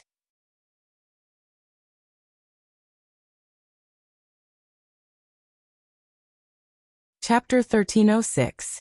5 days later. Excuse me, are you Princess Royal Highness? Yes, the headquarters just received the news. The specific number is still being verified, but it should be at least 600 people. The garrison in Gus Castle has taken them in. They should be moved to Neverwinter by land after arrest. No, this is what we should do. Thank you for your hard work. Please have a good rest. After Edith finished her report, she firmly hung up the phone. As the most advanced means of communication, the mobile phone had become an indispensable device in the General Staff Department. However, due to the limitation of the transmission distance, the only direct connection to the Cage Mountain Highland was the empty night camp outside Thorn Town. As soon as she turned around, she saw her 3rd brother, Lance Kant, with a surprised look on his face. What's the matter? Unlike her 2nd brother Cole, Edith used her connections to transfer Lance, who had passed the primary education examination, to the General Staff Department. Considering that her 3rd brother was more eccentric, she thought it would be better for her to supervise him. Of course, this would also make it easier for her to watch his pain when he was defeated. Ah, no, nothing. I'm just a little surprised that you can be so respectful to people. Lance walked up with a stack of documents in his arms. You weren't so polite even when talking to Father. I thought your brain capacity would increase a little after you grew up, Edith said indifferently. I said that to father because he wouldn't do anything to me. But Tilly Wimbledon is His Majesty's sister. If she mentions my rudeness in front of her brother, what do you think the future of the Kant family will be like? But I always feel that you're not so serious even to His Majesty. Because His Majesty is a man. Sometimes taking the initiative can produce a miraculous effect. I don't quite understand. The human heart is the highest realm of strategy. It's normal that you don't understand. Edith shrugged. No matter how capable you are, you can't be the final winner if you don't understand the human heart. Sister, can you teach me? Lance asked expectantly. Of course. Edith glanced at him with interest. But compared to teaching, everything is most effective when you try it yourself. For example, Cole is very good at this. How about it? Do you want to try? Lance suddenly felt a chill run down his spine. Recalling how his brother looked at home, he swallowed his saliva. I'd better wait a little longer. The Pearl of the Northern region withdrew her gaze. You decide. Lance quickly changed the topic as if he had been pardoned. By the way, did you call His Highness to report the safe arrival of the refugees? Edith nodded. After all, Her Highness Tilly told the General Staff about this as soon as she came back. Of course, we have to inform her immediately. The rescue operation had exceeded everyone's expectations. Not only had the Air Knight rushed to the battlefield 200 kilometers away in just over an hour, but he had also saved a large number of refugees and foiled the demon's scheme. That's right, this was not an ordinary hunt. Judging from the clues they obtained, the refugees were probably just bait thrown out by the enemy. The real fatal blow was hidden behind the pursuing team. What would happen if the First Army really sent a rescue team there? Due to the bad weather and the long journey, they had to travel light and travel day and night if they wanted to arrive quickly. In order to extend the time of the pursuit, the demons were completely at ease. When the two sides collided, the rescue team would not only face an enemy that outnumbered them, but they would also have to defend against the Devil Beast's attacks. Even if they retreated immediately, they would have to travel nearly 100 kilometers in the wind and snow. How many of them would be able to escape? I'm afraid there won't be a single one. This was the demons' first test of the First Army's retreat. Even if the latter did not care about the refugees, or did not discover the north side of Gale Castle, the demons would not suffer any losses. They had probably realized that there was a fundamental difference between the people of Grey Castle, the people of the Kingdom of Wolfheart, and the people of the Kingdom of Everwinter. No matter how many locals they killed, it would not affect the outcome of the Battle of Divine Will at all. On the other hand, every time they destroyed a rescue team, the human forces would be weakened. However, the appearance of the Air Knight caught the demons off guard. Everything was somewhat similar to the bombardment at the northbound slope a year ago. The demons and the First Army had made judgments that were beneficial to them, but the results were very different. Even if Tilly did not discover the other enemy troops hiding in the rear, the situation of the battle would not change. In the end, the flying team returned safely, while the refugees were lucky enough to escape. It could be considered a great victory. The Air Knight is really amazing, Lance exclaimed. Not only did he kill dozens of mad demons, he also escaped unscathed despite being ambushed. Even the blessed army of the Union would not have been able to do this, right? Yes, he's really amazing. Edith let out a long breath and crossed her legs on the table. She slowly leaned against the back of the chair, feeling a little dispirited. Lance was startled. You seem to be a little unhappy? I can't say that I'm unhappy. I just feel that the General Staff will soon become a decoration. Third brother's eyes widened. For fires of heaven, we're able to repel more than 200 demons. What if the First Army has 100, or even 1,000 fires of heaven? Edith smiled. In that case, we'll just have to send the Air Knight to wherever there are signs of the enemy. Strategies and calculations will all become meaningless. Anyone can say the first sentence. At this point, if the General Staff Department isn't a decoration, then what is it? In fact, the moment she first saw these machines that could fly freely, she had already realized the tremendous military potential they contained. After that, The topic she discussed with Roland the most was the usage of the aerial knights.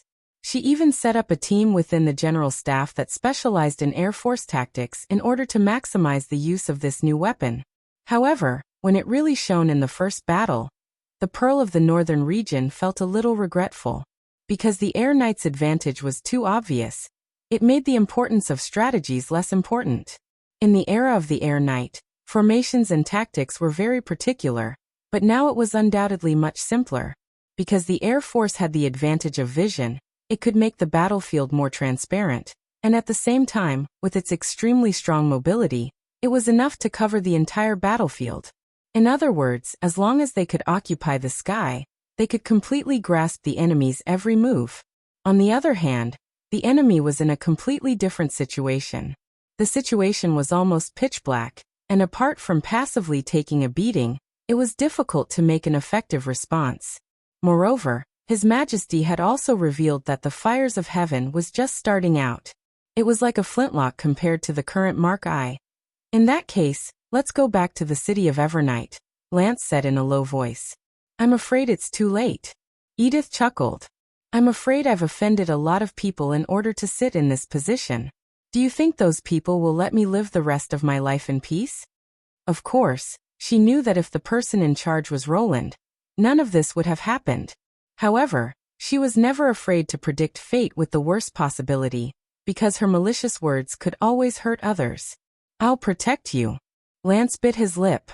With what? Based on your current status and ability? If you can't climb to a high position, it's better not to say such empty words. She felt a surge of joy. Otherwise, the result will only be worse. For example, those enemies in front of you will. Edith suddenly shut her mouth. Footsteps sounded outside the room, and soon, Phil and Schilt pushed the door open and walked in. Sir, so you're here. What's the matter? Is there any new information? If only that's the case. Morning Light looked like he was having a headache. I've just checked the resource requirement list for the Aerial Knight training camp. I'm afraid we'll have to reorganize the logistics plan for the near future. Oh. You may not know, but they've used up nearly 10,000 bullets in the past few days, and this doesn't include the consumption during the official attack. Philin was distressed. And there are only 20 to 30 students. This demand is already equivalent to the expenditure of 10 squads of the firearm battalion, not to mention the reserves of fuel and aircraft parts. I think if their number increases several times, how can the logistics take care of them? Sir? Lance suddenly realized that the lethargy on his sister's body had been swept away at some point. Edith stood up from her seat and replied casually. You'll take the lead in this task. No matter what, you must ensure the supplies of the night training camp. Then she looked at Lance and asked, Why are you still standing there? What is it? The latter was momentarily stunned. You're tuning in to the Limei's Wuxia Whispers YouTube channel. We're so grateful for your support, and don't forget to subscribe to join us on this incredible journey through captivating stories. Your generosity through donations truly makes a world of difference, as it's the primary source of revenue that allows me to expand and enhance this channel for you. Thank you from the bottom of my heart for being a part of this adventure.